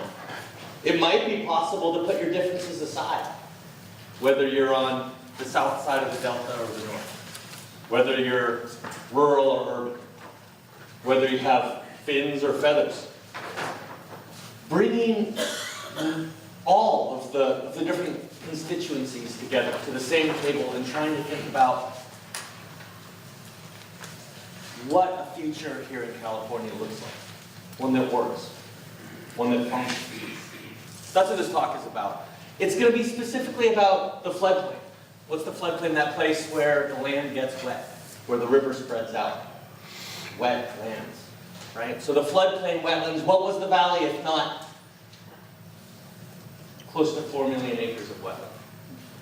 In some years, like 1862, that was a single lake that stretched almost from Red Bluff to here in Fresno, all the way across from the Coast Range to the foothills. But those were just the extreme years. In every year, the rivers, the Sacramento, the San Joaquin, the tributaries that came both out of the Coast Range and the Sierra would spill over their natural banks and create a mosaic of different wetlands. Thickets of willow, seemingly endless plains of tules 14 feet tall, and everything in between. So I'd like to talk about that floodplain. I'd like to talk about this valley. I'd like to look back and understand how that valley functioned, how it worked, how, as I believe we heard earlier, the valley was a great Serengeti, one of the great wildlife landscapes on Earth before European development, before a great trade-off was made, a compromise, trading wildlife abundance and productivity for agricultural abundance. So what does this mean? It's about remanaging our floodplains and really our entire water system. But right now we're talking about floodplains for multiple uses. Understanding that those floodplains in key areas, whether that's Paradise Cut, the Yolo bypass up in the Sacramento Valley, or the Sutter bypass, those are the backbone of our flood protection system. The floodplain is absolutely integral to the existence of Sacramento, of our major urban areas here in the valley, right? Of course, our levees and water infrastructure is what allows the valley to be one of the great agricultural landscapes on Earth. These floodplains are also a key in something we've heard a lot about today already, in our groundwater. In allowing water to spread out and slow down on the floodplain is how you get it back into the ground. That's how you put money back into that bank account that Ron has been talking about this morning. But the floodplain was also some of the most critical habitat. It was the engine of productivity. It was the place where food was made to support those flights of snow geese that we talked about landing in Lake Tulare that blotted out the sun. And it wasn't just the birds. There was elk, grizzlies, antelope, all fading into memory. That abundance, that wildlife abundance, seemingly lost. And in its place, we have this amazing agricultural productivity. And I'm here to say that those aren't necessarily and intrinsically at odds. That there are ways that the floodplain can be managed for fish and for farms. Let's see how. Well, first we have to understand that that vast mosaic of wetlands rapidly changed, right? We've heard these words thrown around today: reclamation, right? Drainage. 13,000 miles of levees separating those river channels from the floodplain, right? It's a pretty straightforward idea. Water that used to spread out and slow down, to take its time, is now hurried off of the landscape. Possibly humanity's most ubiquitous alteration. This is what we do. Seemingly, we abhor a puddle, right? Get that water off as quick as possible. There's been direct consequences of that if you're looking to California's flora, fauna, our incredible natural heritage. Work I did at UC Davis with Peter Moyle during my dissertation was the first to look at all of California's native fishes. There are 129 different kinds of fish in the state. And you hear a lot about winter-run salmon or delta smelt in the headlines, usually in the context of water wars and water for fish or for farms. But it's important to know when you look at the hundreds some odd other species out there, that the picture's equally dire.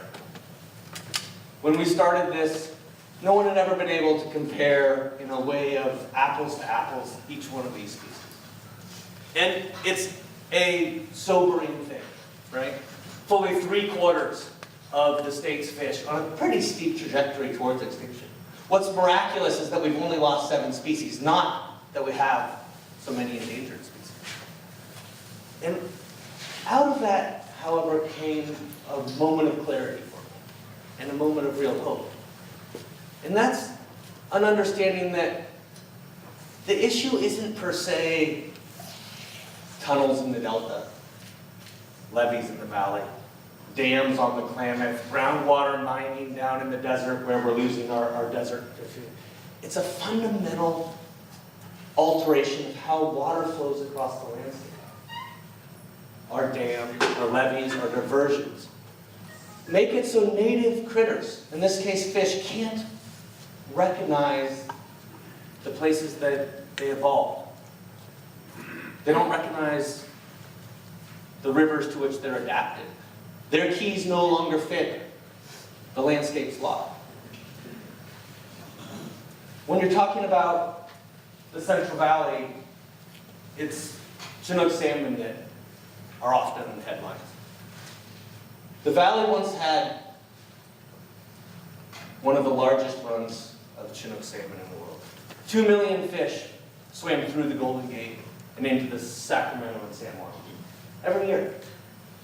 And it was one of the most diverse runs. There were 4 different kinds of Chinook that came into the valley, each choosing a different place and a different way in which water came across the landscape. Here in the San Joaquin was a run dominated by spring run salmon. Those are salmon that came in to fresh water that swam through the bay and into the San Joaquin in spring, when the high Sierra snowmelts were coming down, were spilling across the valley, creating a highway for them to get up to the cold water in the foothills, the cold water in the gorges of the San Joaquin, like Ron Stork was just showing us up above the lake. That's where those fish would have spent their summers. Salmon are cold water fish. They can't take the summer heat down here on the valley floor.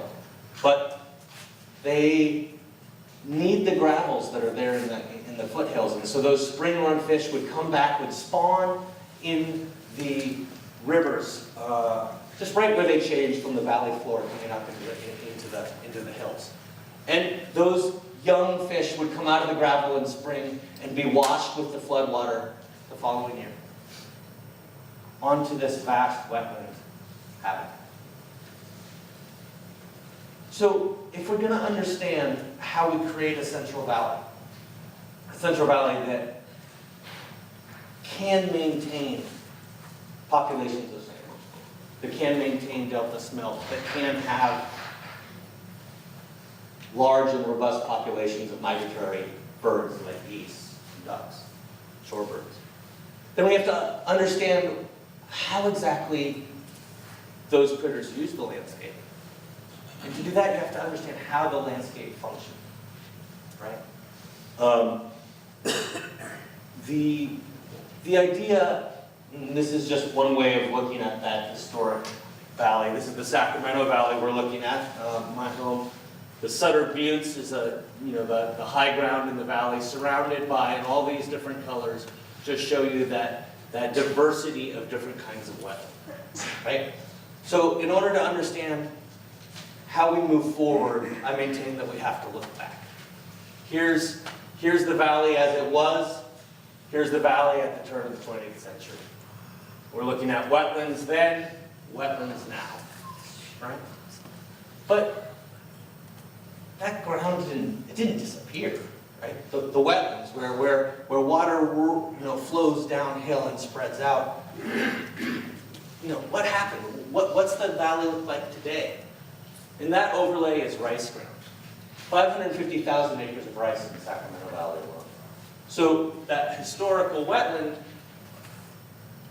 drained, divorced from the rivers, right? The river channels no longer allowed to spread onto the floodplain.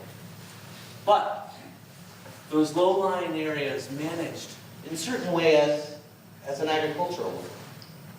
The rice paddies having the capacity, maybe, to mimic that kind of habitat that existed before. And that was the idea that we took in about 6 years ago now, an outgrowth of part of my dissertation, working with collaborators in the NGO community, in government agencies, really a diverse coalition that realized we're not going back, but that we have to look back in order to move forward, that we might be able to mimic the natural processes that once led to that incredible productivity on a intensively managed human landscape. And that idea of mimicking flood patterns on ag fields became known as the Nigiri Project. And the Nigiri Project, Nigiri of course is, Japanese word for sushi, right? Which is just about, if you take it to its core, is just a fish over rice. That's what we're talking about here. How can we possibly have both? How can the same landscape make food for people in summer and possibly create that same kind of habitat for ducks, for geese, for fish in winter, during the off-season? And so we went into a partnership with the Robbins Rice Company on Mag's Ranch. This is just for you Southerners. This is just across the river from Sacramento. Sacramento's right here. Sacramento International Airport is just to the north of the city, and we're just to the west of that. So the Nags Ranch is in the heart of Yolo Bypass. It's one of the most southerly rice ranches in the Sacramento Valley, closest to the Delta. And for those of you that might not be familiar with rice, rice is planted in early spring. It grows all summer. The familiar paddies are the fact that rice is grown, on a shallowly flooded field.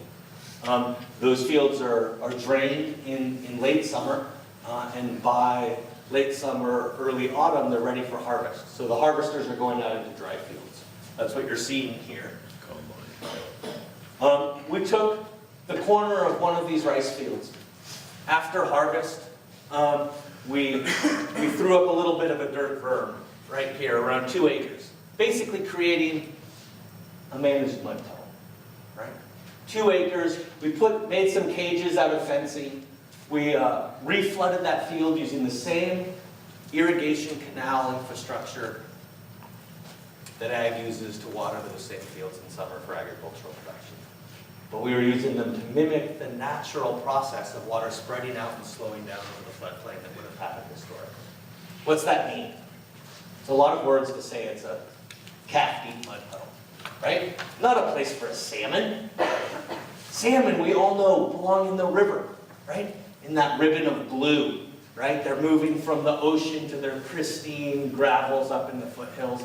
They don't have anything to do with the valley, with the swamp, with the wetlands. Well, that was the going understanding about fish ecology, about salmon ecology, until about 15 or 20 years ago when Peter Moyle, Ted Summer, other scientists out of UC Davis, and eventually in the different state and federal agencies started saying, no, wait a minute. These floodplains are absolutely critical for salmon as well. This is where the food's produced. And so that's what this project was really starting to say. If we can just create this managed flood puddle, is it a place where fish might thrive?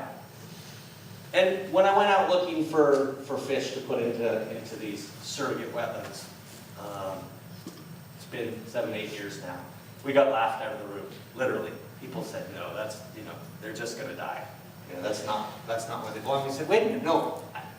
Best we can tell, this is exactly the kind of habitat that they historically used, that they evolved in, that they're adapted to. And so, finally we were able to get a small tank full of fish on the back of a flatbed truck from Feather River Hatchery from the California Department of Fish and Wildlife. Those fish were quite small. We wanted them to be not the larger fish that come out of the hatcheries that are released into the rivers under current hatchery practices, but we wanted them to represent the same size of wild fish as they come out of the gravels and as they might be able to, if they were able to find some floodplain habitat, how they might be. So these fish are a little wider than my thumbnail, right? And we measured them, and we weighed them. And a subset of them got a little bit of a, this is kind of the tag, the electronic tag. It's kind of like fast track for fish. This allowed this project to actually track an individual fish. And why that was so important was that the statistical validity, the scientific cred, legitimacy of a project like this really depends on the math. And the math depends on how many fish you can actually track. So here was technology helping us along the way. It had just happened that these passive integrated transponders had got small enough, you can see them there next to a grain of rice, that we could surgically implant them into these small fish. It seems a little cruel, but it was absolutely necessary to track just 200 of those fish and give us the hard numbers we needed. So those tagged fish were either put into 8 of these pens, and every 2 weeks we caught them, measured them, see how well they were doing. Last time we saw you, Alice, you know, you were this big and now you're this big. You know how big you could, right? Another couple hundred of them were swimming around outside in the field itself, so we could see if there was any real changes between being free swimming and being confined, right? But after 6 weeks, so we measured them 3 times, once every couple weeks, and then we drained the field. It's a big mud pit, right? Big mud pit at this point. And these are the wands there you can see in the corner. That's basically the fast track device that's reading the individual number for each one of those fish. And what we saw wasn't just that those fish survived, but they thrived. You're talking about fish that are doubling their weight every 2 weeks. This is some of the fastest growth ever documented in freshwater in California. What this shows, but what we were looking at, in the way I see it, is some of the first chances to look at what a Sacramento salmon actually is. This is an animal that takes advantage of resources where they can find it on a large landscape. From the gravel that they need to spawn, they're moving into the valley at a really, important time. Midwinter, when it's cold enough and when there's water, right? It's a Mediterranean climate. It's the only time that water spreads out and slows down, and it's cool enough to be a salmon out there. That happens to be the exact time that the food resources literally explode in those parts. And much of the work we've done since has been based on that idea of abundance. Thinking about the engines of productivity, the actual energy flow that once went from sunlight to plants and algae to bugs to fish. That really simple food web was interrupted, not purposefully, but as a consequence of putting our rivers into their straitjacketed corridors, not letting them spread and slow. And that abundance piece takes a long time to really grasp for fish, because fish are basically invisible. They're underwater. You never know. But there's a wonderful analog. There's a wonderful success story.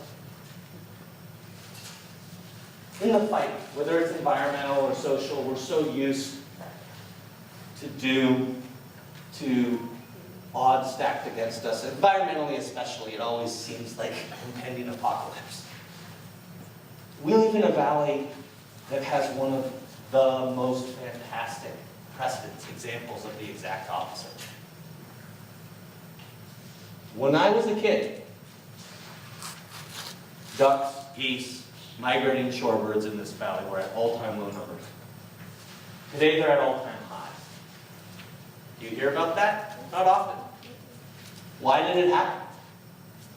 Why do we have this amazing countervailing example of what could happen if we understand it and we don't hear about it? Well, the waterfowl people do a good job talking about it. I don't know that it gets out as far as it would, but something miraculous happened in the Sacramento Valley in the early 80s through the 90s and then in the last couple decades. And that's what was that rice once burned their stubble after they harvested. They need to make rice fields pool table flat. That's because they drop rice seed from the air. And if there's big clumps in your rice field, the seed doesn't settle evenly. If it's not even, you don't get an even stand. If the stand's not even, you don't get as much yield. So what do you want? You want it as flat as this rug. You can't do that if there's a bunch of stubble in your mud.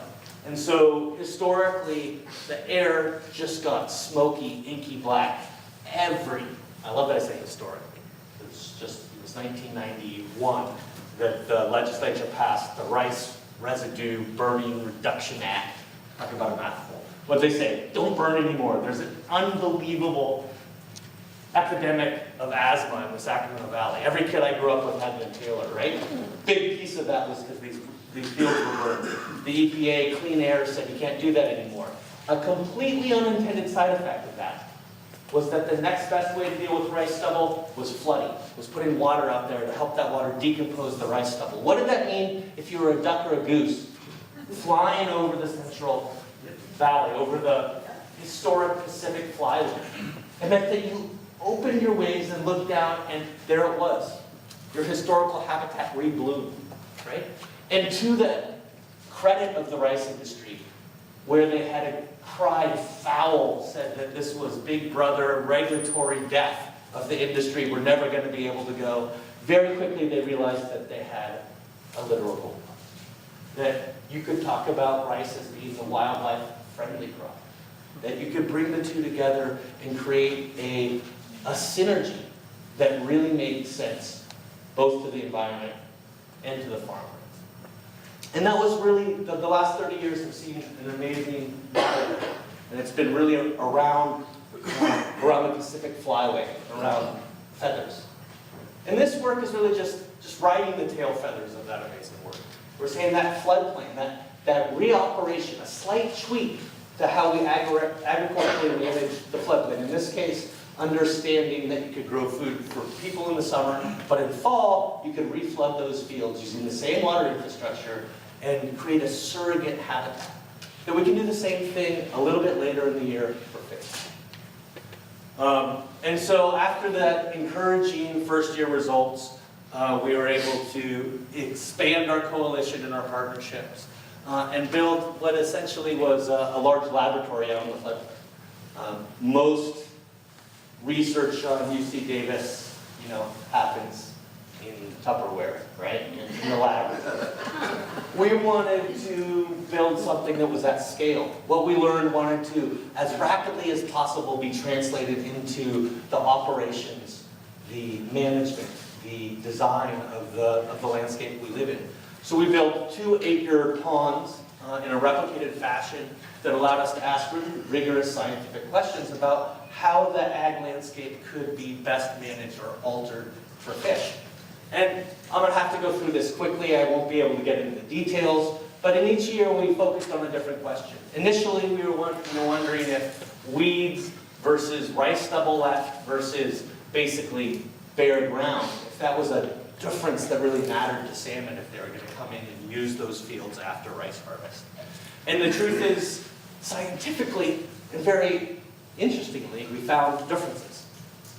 The stalk, this one that you would think, is there's the least diversity. There's nothing there. It's a dirt bottom mud puddle. It's where the fish actually grew the most rapid. But if you wanted to compare the average of these to what was happening in the river, just 30 yards on the other side of the levee, that's where the real takeaway was. It was just noise, the differences here. It was night and day what happens if you're a fish on the floodplain versus one on the river, right? So we looked at a whole bunch of different things. We looked at what we called substrate, which was what happens to the farm fields afterwards. We wondered if it would be helpful to have ditches that were deeper for refuge from predators or to have colder water that would hold more oxygen. We wanted to see if there were ways to cue the fish to leave rather than drain the field. Could we get the fish to leave on their own? We looked at survival over time. Each one of these things was really interesting, but ultimately came down to a much more simple. Out of all this complexity came a real simple answer. We even moved off of nags where year in and year out we saw this rapid growth, and looked at fish growing in similar circumstances, which is to say out on the floodplain, up and down the valley. Down here in the San Joaquin, we were at the confluence of the Tuolumne and the San Joaquin, a ranch called Dos Rios, a former dairy ranch, in a corner of a winter wheat field. We looked at water coming out of pumps, out of canals, out of the river. We looked at corn stubble versus rice versus bare dirt.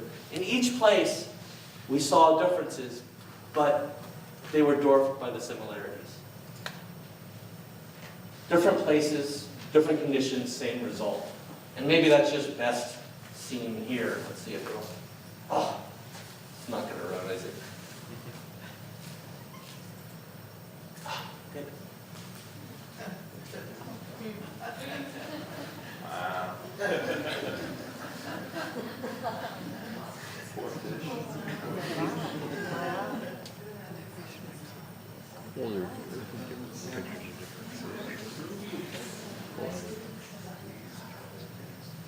The making of a floodplain fatty, right? You're talking about a rapid accumulation of energy, a fundamental change in how the valley can actually produce fish, right? And we wanted to understand how that was. Everywhere, every year, those fish grew really, really rapidly. We knew that there were a lot of bugs, but we didn't quite understand what was happening underneath. So in 2016, we did a real simple experiment. We created floating cages. Each one of those cages got 10 fish put in them with those same kind of tags. The cages were put in the river itself, just on the other side of the river, in the canal system. The canal is how water moves across the floodplain today under the system that we have now, right? And then just on the other side of the canal, the surrogate floodplain, the fields that can mimic the historical habitat. And what did we see? Not only the familiar, much larger fish, right? In just 3 weeks, we had 700% greater growth on the floodplain. I mean, it's incredibly rapid and incredibly powerful. But we also knew why. This is just showing the math wrong. 700. But here's why, right? It turns out that the rivers are food deserts. Right? If you look at this, each one of these represents just a beaker with a cubic meter's worth of bugs. Just this is what happens when you throw a net into these 3 different places. In the Sac River, you have about 1,500. Right? 6 times more than that. That's 600% more in the canal. But look at the floodplain. That is just protein. These are zooplankton. We call it zoop soup. It's an incredible, what is it? A energy drink, right? Monster. That what you're talking about is this fantastic energy source that we have divorced from our rivers, right? Well, that's my punchline. We saw earlier that basically 95% of our floodplains have been disconnected from our rivers. We see now that the food is made on the floodplain, that the energy needed to create fish is made on the floodplain. So why is it that with a 95% reduction in the food resource, we're surprised when we're left with 5% of the fish? And yet, that's exactly the system that we've inherited. To say it was designed that way is being too generous to the infrastructure itself. It's a legacy that we've inherited.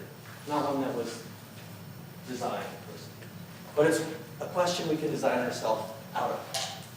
This is not inevitable. Our endangered fish species are not an inevitable consequence of development itself. They're a consequence of a system built at a time when we knew very little about rivers and how they function, and had very little consideration for the fish that depended on those functioning ecosystems. That by integrating an understanding of this simple idea, why can it be even interesting or compelling? I hope I don't give myself too much credit to say that fish have to eat. How can that possibly be a revolutionary statement? And yet, fundamentally, if you carry this out, that's exactly what we're talking about. We're talking about not just in the Central Valley, but in every large, low-lying river system in the developed world, the same ubiquitous change to the way water flows across the landscape. Hurry it out instead of let it spread and slow and sink in.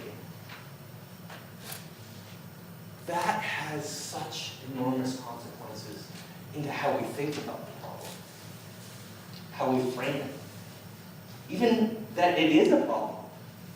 There are, if we can put our differences aside, and there's no silver bullet, let's not get carried away. We're not all going to start singing Kumbaya here. But there are, if we can put our differences aside, common ground solutions that immensely change what's possible. And that a Central Valley that has a functioning aquatic ecosystem, that produces more fish, those more fish have a direct economic consequence. Because let's be clear, this economy, the 5th largest economy on Earth, runs on water. And more fish, very clearly, equals more consistent and more secure water supplies, both to our farms and to our cities. And if you think that might be a big step, that farmers and water suppliers aren't going to buy it, I have to just let you in that much of this work is now funded by growers down here in the San Joaquin, by growers up in Sacramento, by water suppliers in the Bay Area, even Met, ponying up because they understand that if we can create a functioning ecosystem, a system that works better for fish, it also works better for people.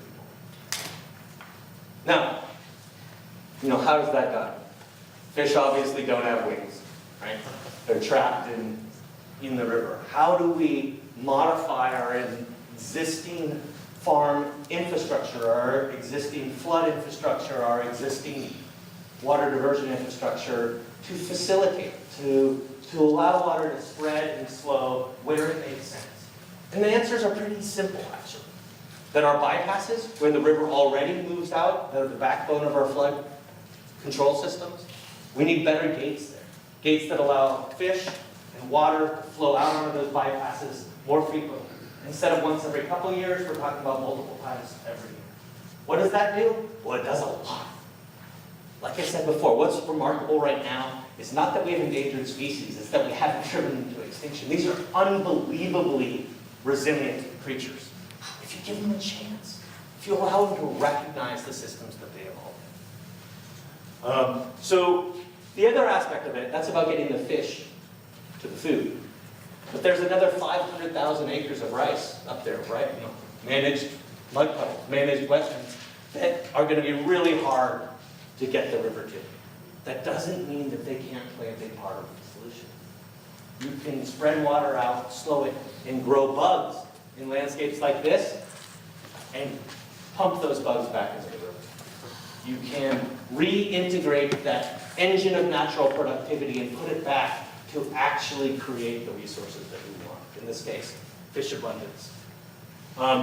So we've been working with a bunch of folks to try to cultivate these ecological solutions on ag lands. And the underlying science ultimately boils down to something pretty simple, right? We all eat sunlight. Sunlight, right? Sunlight, carbon from the air, plants, algae, turn that into sugar. How do we get the sugar back into the water, right? Well, the river, the floodplain that is the solar panel that collects that sunlight. And so we're working on these ways to mimic hydrologic process to restore that ecological function, and it's pretty simple. Sunlight makes bugs, bugs make, sunlight makes algae, algae makes bugs, bugs make fish. I think I saw that. I went to, it's not rocket science, but it is physics, right? So let's re-energize these systems. Let's reconnect the floodplain to the river where it makes sense. And in so doing, we can put the batteries back in the system. I'm cutting into my question time, it seems. Almost out of time. All right, well, so I'll end it with this, right?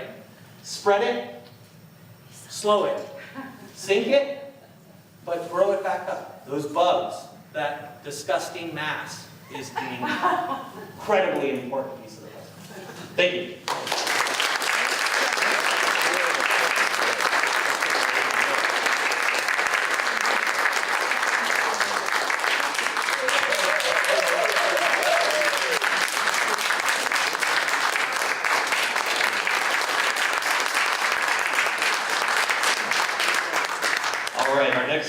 speaker here is a Kern County farmer, a founding member of the CVAC Coalition, the Central Valley Air Quality Coalition.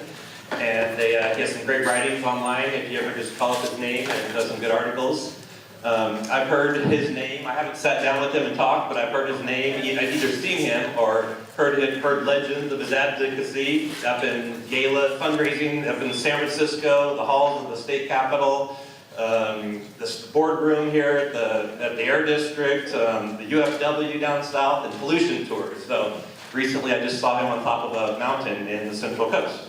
So I think I'm learning his secrets. I think know your science and be everywhere at once. Thank you, Chris. So this talk is more about kind of a tour of Kern County and the oil fields and the farmland. I live on the land in a house that I was raised on, and I farmed almonds there since the 1980s. And both my grandfathers were farming on either side of me as I was growing up, within a couple miles. So I know the area well. It's changed a lot, Kern County. Part of our farm is on the center of the valley there, but to the west of us, there wasn't any farming at all when I was a kid. And the jackrabbits were fun to go get for the dogs, things like that.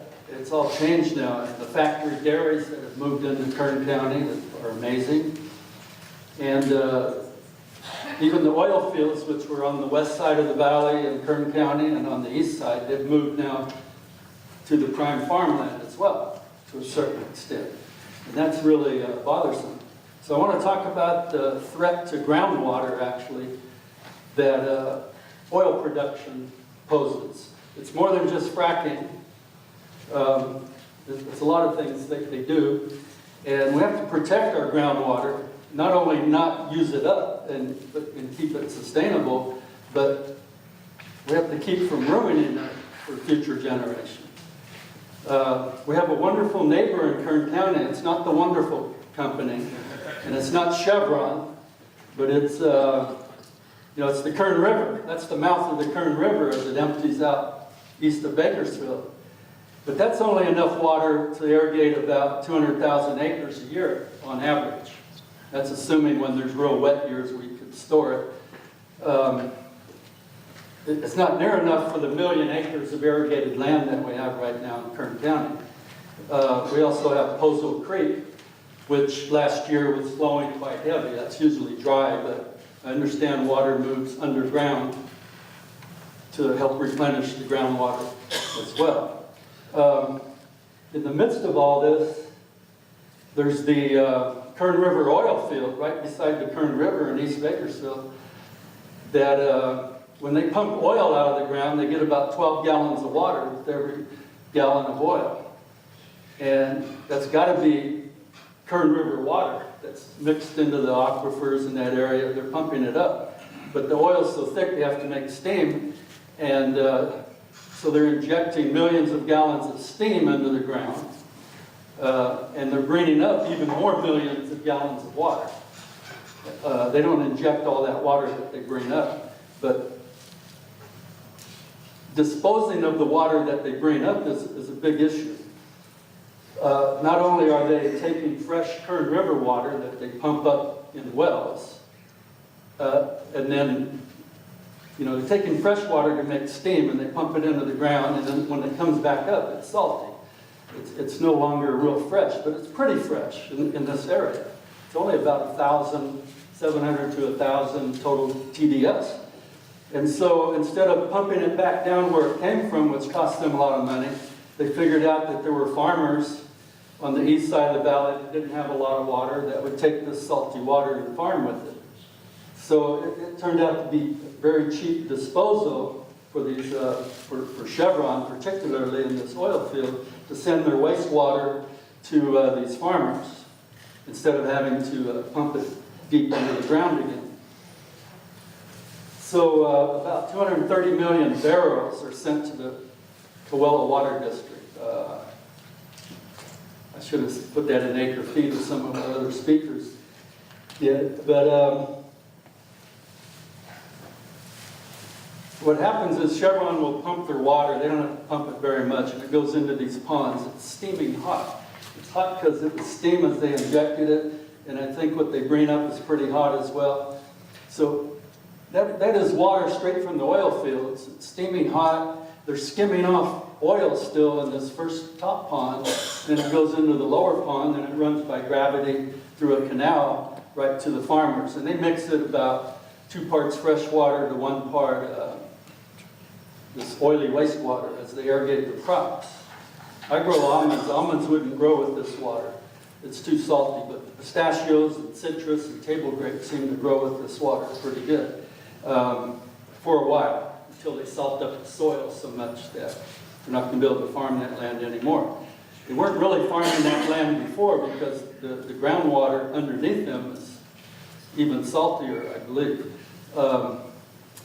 So the only way you farm the 30,000 acres in the Coelho Water District is to take this water source that's 25 to 30% of your water every year. That's another picture of the pond there. I just took this picture by accident several years ago, maybe 10 years ago, and I looked at it later and I saw a tanker truck spraying water on the dirt road there. Well, that's absolutely just wastewater. They're just getting rid of it. They're just spraying it on a dirt road. For some reason, they didn't want to dump it into the pond. But things like that, the oil companies, they have rules, but there's nobody watching. They don't follow the rules. And then in the last couple of years, there's also what's called the Largo Canal. It takes fresh Kern River water, kind of takes it out of the Kern River below the Panorama Bluffs and sends it towards the McFarland area. It sends it towards Pozo Creek, actually, along the 99. Well, now another oil company, California Resources, is dumping oil field wastewater directly into that canal. Of course, it gets blended and diluted a little bit, and I guess every gallon of water, we have to farm every possible acre we can with every gallon of water we can get a hold of. And so we're taking this salty water. And it's toxic as well, but no one seems to know exactly what the toxic elements in it are. And then the latest thing, too, are these percolation ponds. This is the Rosedale Basin percolation ponds in the North Kern Water District. And some of the water in that narrow canal coming down is this oil field wastewater just being spread out. And the Regional Water Board gives them permission to do this, basically because even though that water is pretty salty, it's going into the groundwater and being diluted, so it's okay, right? But this is just taking a huge chance on future generations having water that's safe to even grow food with, by letting it percolate into the groundwater. That should be just pure Kern River water percolating there, but instead it's mixed with oil field waste. And then on the west side of the valley, where the groundwater is maybe 2,000 TDS or worse, and you really can't hardly farm with it, the oil companies for 50, 60 years have been dumping their wastewater into these open percolation ponds. They call them percolation ponds. And they figure the water goes down and it's not any saltier than the groundwater that's there already, so no harm, right? So these ponds here are called the McKittrick ponds, and they take about 4.8 million gallons a day for the last 50, 60 years. I'll mention them again, just another view. They put netting over those ponds where the water first goes in, the small ones, to keep birds from landing in there, I guess. And then it goes by gravity directly into these open ponds. And a couple hundred acres of ponds there. One problem with that is that water is moving off-site. It's not going straight down. It's percolating to the northeast, which is downhill in that area. This is out about 15 miles west of Buttonwillow. And that water is moving towards good water. And the Regional Water Board has recognized this, and they're thinking about ordering these ponds closed. There's lots of other locations on the west side where there's not this clear and present danger of taking really salty oil field waste and ruining good groundwater. But in this case, that danger is there. In fact, it's already happening. And that wastewater is moving towards a hazardous waste dump in Buttonwillow. It's moving towards the California Aqueduct, and it's moving towards farmland. Just you can see the farmland at the top of the screen. They're pumping groundwater there. It's not the best groundwater, but this water here is making that groundwater worse, without a fact. In fact, that farmer will be suing this company. This company is a non-profit. It's a public benefit company called Valley Wastewater Management. But huge oil companies are sending their waste there. They formed this non-profit just to limit their liability, I think. There's the water actually being dumped into the pond. Like I said, that's just a couple of the pipes that dump water in there. But imagine that running 24 hours a day, you know, for 60 years. So I've got a real issue there. And then back on the east side of the valley, the same non-profit Valley Wastewater Company is spraying wastewater on this hillside here, just where it looks a little different. It should just be dry everywhere. This is in the summer, but that's kind of green there. There's salt plants growing there. I don't know how native they are, but plants that can handle a lot of salty water are growing there. They have some ponds up there, and the problem with this is if there's ever a storm, well, first of all, the water's going down and contaminating whatever groundwater is there, but it would also overflow that way to Cottonwood Creek, and then just a mile further around the hill is the Kern River. So they're taking a big chance, and the Regional Water Board ordered that closed 2 years ago. And then the staff ordered it closed, the Regional Water Board. The board itself talked to the people involved and gave them an extra 1.5 years. And then that was up last January, and they gave them another 1.5 years. And this thing is still running. They're still spraying wastewater on that hillside, just to the east of Bakersfield. Then where I live on what I call the prime farmland, and we have very good land there between Shafter and Wasco, and half of my water since the 60s has been the Largo Canal water from the San Joaquin River, 50%, and our groundwater table has stayed pretty good until the recent drought. But anyway, this was on a piece of that prime farmland a couple miles from where I live. And that photo I took cost Occidental Petroleum $500,000 because that little black stream of water coming into this, what's a drilling mud sump, was illegal. They had the red thing there as their fracking Christmas tree, and they have all the equipment there to frack a recently drilled well. And as they were testing their pressure at 10,000 psi all the way down 13,000 feet of pipe, they had some flowback, and they were letting the flowback just go into their drilling mud pit. Now, what was in that drilling mud pit was not very safe already, but it's just a dirt-lined sump right next to flood-irrigated almond trees. I'm standing in the shade of the trees when I take this picture. Anyway, they admitted they had done this at all their drilling mud sumps in the valley floor there. They'd always dumped extra waste into it. In fact, a friend of mine has seen tanker trucks back up to these drilling mud sumps where they would dump their waste. Fortunately, after the Regional Water Board fined them the $500,000, they told them they couldn't use unlined pits anymore for drilling. So now they have to haul every bit of the waste from drilling somewhere else. They also, I saw the trucks going north to the Avenal dump that the city of LA built. Over 100 miles.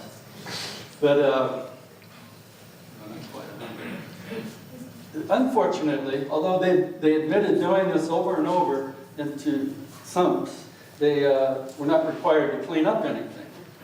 And between Shafter and Wasco, there's over 100 of these sumps that basically have toxic waste in them, waiting to percolate lower into the groundwater. What farmers have learned, what we've learned, unfortunately, is that anything we put on the surface in our fields makes its way into the groundwater. And this chemical 1,2,3-TCP, which in the city of Shafter, they've been testing for it for 15 years already. It's a cancer-causing agent that farmers applied as part of a fumigant program. They didn't even know about it. But Shell and Dow Chemical were putting this into their fumigants to get rid of this waste product they had. And it's now in our groundwater. And it's quite frankly, it's shriveling the testicles of young boys here in the valley and giving breast cancer to young women just from breathing the steam when you take a shower, much less drinking the water. It's awful, and we have to clean it up now. But they're drilling in the prime farmland, these huge drilling rigs. You can't understand the scale there hardly, how big these are. But they're drilling these 13,000-foot holes, and then they're fracking them. Here they're taking down the drilling rig and getting ready to move it to the next site. Since the price of oil dropped a little bit, they've slowed down on doing this. They have permits to drill a bunch more of these. They have permits now to drill holes that are straight down 13,000 feet to see what's down there. I'm just waiting for them to start doing it. This is typical of the wells you just saw on the prime farmland. They go down 2,000 feet below the groundwater and cement it in. Then they drill another, they have a radius of about a mile as they curve it. When they get horizontal, then they go another mile or so horizontally. And they frack that part at the bottom. Maybe they frack every couple hundred feet. They make perforations in the pipe down there. And then under very high pressures, they make these fractures. The fractures can go 1,000 or 2,000 feet in any direction. But because they're 5,000 feet below the usable groundwater, they claim there's no danger. I think the real danger is where that cement is. Any failure up there, then contaminants are going into our groundwater. They need water to drill these wells. They need more water to drill the well than they do to frack the well, at least in Kern County. 1 million gallons just to drill one of these 12,000 to 13,000 foot long holes. And then here they're using, that's a San Joaquin River outlet in Kern County from the Friant-Kern system, the Central Valley system. And on my video, I pan across and you see the drilling rig. That water is just going there so they can drill the well. Federally subsidized water that no one's ever paid for yet. And the oil companies are getting it directly from the farmer. If they went to the irrigation district, they wouldn't be allowed to take it. And then you see the water tanks lined up. When they frack, they use about 250,000 gallons in Kern County. So they use less water, but they fill all those portable 20,000 gallon water tanks while they're drilling and then when they frack. Around the town of Shafter, the green circles are schools, a high school and elementary school. The yellow circles are wells that have been drilled 13,000 feet down and horizontally and fracked. That's just a few of them, because as you go out, there's a whole bunch more. But they're right in the city limits. We had this prime farmland of almond fields there, and then 2 years later, 5 acres had been chopped out of it, and 4 wells had been drilled and fracked.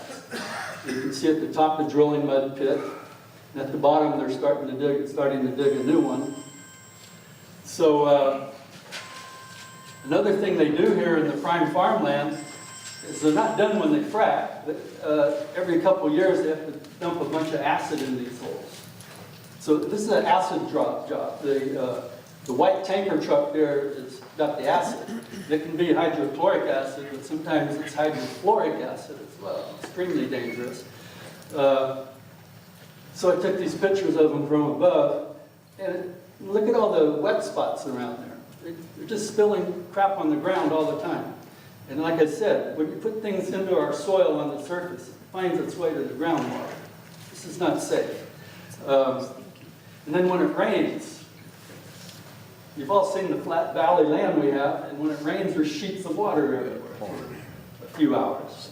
And it just inundates these oil wells. And when you look at the oil wells as they're pumping, there's stuff spilled all around there. There's oily ground all around every one of these wells.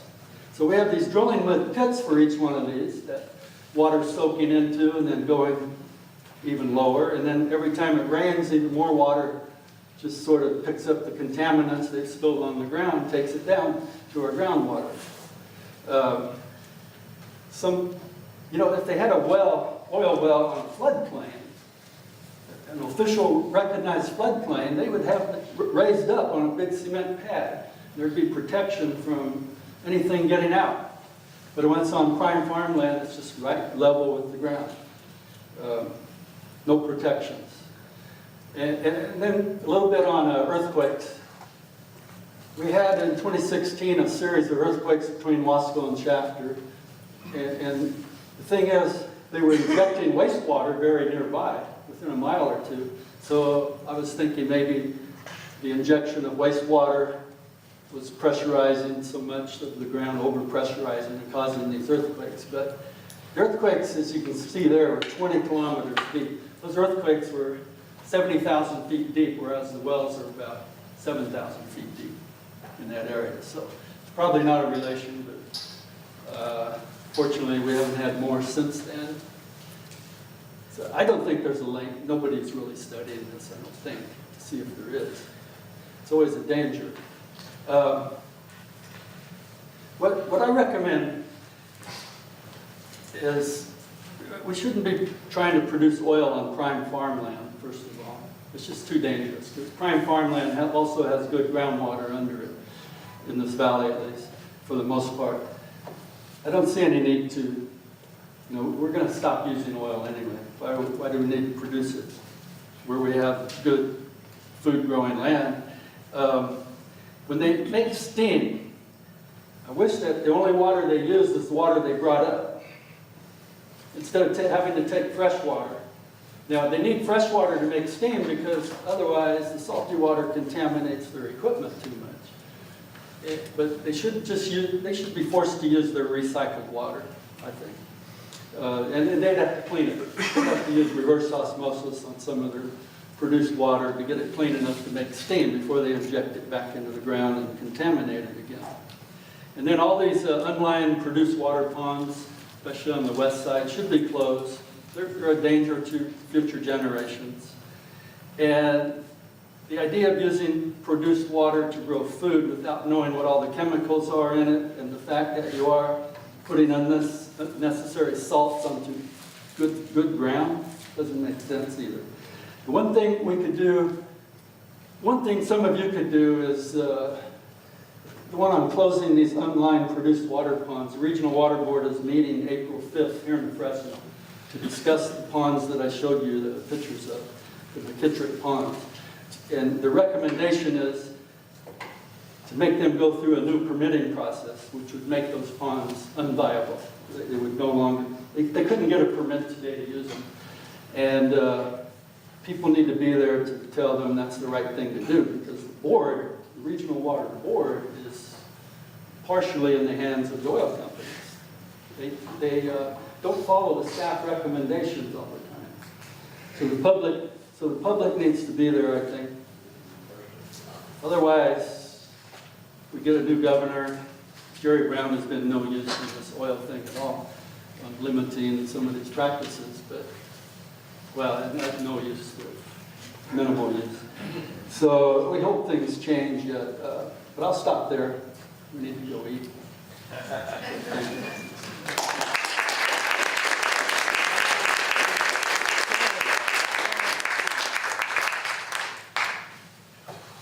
Questions? Where's that at, April 5th? April 5th.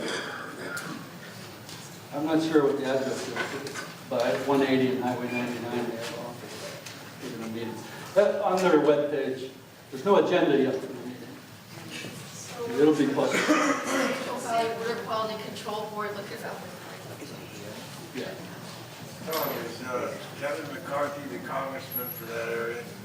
For part of it, in Valadale for part of it. You know how much money he takes from the oil industry? He gets a lot of money from a lot of people, including the oil industry.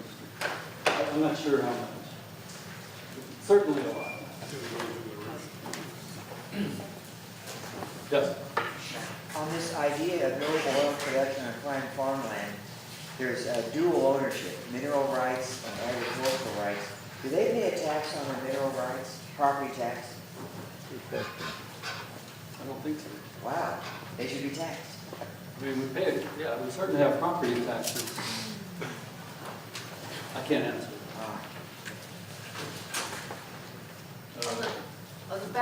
strontium or radium was found, radioactive radium, they were found to be higher in the wastewater, in the oil company wastewater, in the produced water, than in background. And one sample was over the public health goal for water, the maximum concentration level. One sample of radium from one of those wastewater companies there. We don't know what all's in the wastewater because a lot of it's what the company injects down their wells too. They won't reveal due to trade secrets what all the chemicals are they use, but even the natural chemicals are not. They're bringing stuff from deep in the ground up to the surface. Some of it is. Second question, when they do steam injection, are you also injecting fracking chemicals? Like, how many of the chemicals are you also injecting with the steam injection? Which specific ones? And which ones are only used in fracking? We know they mix biocides and algicides in everything they inject. You've got to keep their holes clean. You don't want things growing in there and clog up. Some of the wastewater they do re-inject when they make steam to a certain extent. So whatever they've injected previously could come back up and be re-injected. Yes? Where are the oil production facilities located in relation to the groundwater banking facilities? And is there a problem with some of the contamination getting into the water banking operations? In the Coelho and North Kern water districts, they're taking oil field wastewater directly and percolating it into the ground. And it's coming from 2 to 10 miles away. Where they irrigate farmland with oil field wastewater, that stuff's going to end up in the groundwater and in the soil, and it's just a time bomb. Yes? Are there some products or some brand names that we should avoid that are being dangerous water from the Coelho water district? You know, the wonderful company grows their halos. About 5% of their halos are grown with oil field wastewater and 95% without. So is that worth boycotting? I think so, but I wouldn't buy them. But when you buy one, you don't know where it was grown. That's one issue. Table grape, same thing. You got big table grape companies using wastewater, oil field wastewater, and at the same time, they have another field where they don't use it. Some of that citrus down there too. A lot of the citrus, that's the mandarins are the citrus now. They're pulling out juice oranges and planting mandarins. Yes. You said Jerry Brown hasn't been very helpful. Do you have any indication about the possible future governors, how they might, who you would have heard something positive from that you think Not really. we could count on? No, all right. No, I don't have a recommendation. Between Villagrosa and... Well, I thought that from their past behavior, there may have been some... Hard to say. Every time we're trying to pass a law, the oil companies, the climate change rules, it's most obvious where the oil companies got involved and got what they want. It's state congressmen that have to be worked on as much as the government. Yes? What state agencies or local agencies have jurisdiction over the oil field water that's being used for ag purposes? The state water board, through the regional water board, permit that. They permit it. Yeah, they allow it. It can be diluted enough, they seem to think it's okay. Dilution is the solution.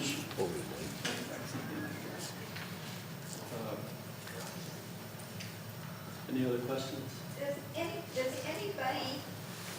anybody test our food for contaminants that we're eating? Yeah, they're testing for a few contaminants. They're testing for a few basic things like benzene and toluene.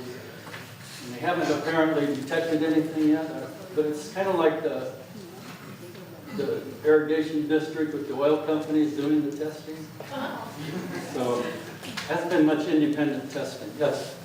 I just want to make sure I understand something I think you've said more than once, so that I can say, well, that's where I heard it. But you're saying that the fracking industry in the state does not use natural surface water, they only use produced water from their own drilling. No. They actually prefer to use surface water. They'll use groundwater through their own wells. On the west side, there's a huge outlet off of the State Water Project that goes right into the oil field. They must have some kind of water rights to that. That's like in the Bell Ridge oil field. So they're using that water. They're using surface water. They're using San Joaquin River water. And the city of Shafter has groundwater wells that they allow the oil company to hook up to get water. They get paid for it, but in fact, they probably make money. Yes? The only governor candidate that I've heard speak for a ban on fracking is Delane Easton, who was the former education secretary. Gavin Newsom, I know, has taken somebody from the Resnicks who have the Kern County. As far as my question is, I'd like to see a ban on future fracking wells, and also if there was a way to even close down the ones that we have. I don't know if we have the political will to do that in the state. It's not clear how all the other governor candidates, even to me, are on this topic. So I don't know. I don't have any recommendations, but I took your recommendations, and as a candidate, I would like to incorporate a lot of that into my understanding and my communications to the public. There's different kinds of fracking going on. There's some vertical wells that are only 3,000 feet deep, but they kind of frack out a little bit. And then there's the real horizontal drilling, serious fracking. Just banning fracking doesn't stop all the other abuses of dealing with all the wastewater. Which I think is a bigger problem. It's very symbolic. We need to, the studies now show cutting back on oil production in California and importing that same oil from elsewhere will reduce greenhouse gases significantly. Our oil in California is very energy intensive to get out of the ground. It's as bad as the Canadian tar sands in terms of energy needed to produce a barrel of oil. So cutting back in California is not a bad thing for our economy and our desire, apparently, to reduce greenhouse gases. Yes? Tom, is there a political opportunity with the larger scale ag interests weighing in on this with environmental interests because of the damage that potentially fracking or any other environmental problems associated with the petroleum industry? I do recall a few cases where there was fairly significant big ag interests that did enter into lawsuits, and what is the future of that for us to enter into coalition to save the prime lands, to partner in other ways? Yeah, the farmers I know that have sued oil companies because their groundwater has been damaged, and it has happened no matter how much they deny it, because these farmers have actually won lawsuits, or at least settled. They're not the farmers who want to work with environmentalists on anything, really. There's a couple exceptions too. Paramount Farms won't do anything publicly. They take care of it in-house, whatever they need to do through the private negotiations. I'm not sure, but the reputation of food that's exported is quite important to farming. So the reputation of Kern County produce was significantly damaged by what happens with the oil industry, with the mix. That could have an effect. So like Food and Water Watch is trying to have a boycott of Paramount Farms produce because they do use wastewater to grow some of their food. It doesn't seem to be gaining a lot of traction right now. But that would make farmers sit up and take notice. People were saying, if it's from Kern County, I'm not buying it. If they said that across the U.S. It would make a difference. Well, the wastewater did test higher in benzene, but a lot of the metals it did not test higher because the groundwater would seem to be as polluted as the wastewater. because I think they already had enough leakage and seepage from their unlined pits that the mercury was as high in the canal water, the groundwater, and the other irrigation water as it was in the produced water at this point. Yeah, in many places, that's true.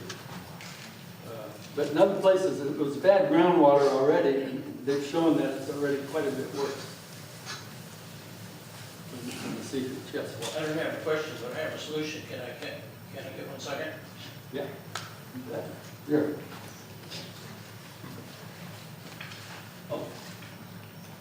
I drilled just west of where Tyler was talking about his film, and did a lot of fracking. And I want you people to know that if we don't start raising more help and stop this, they're going to pollute all of our water, and we can't drink it anymore. What do you think about that? You can't drink our polluted water. And they, a year a while back, they changed it, the story about polluted water, they changed it to summer water, so it sounds better.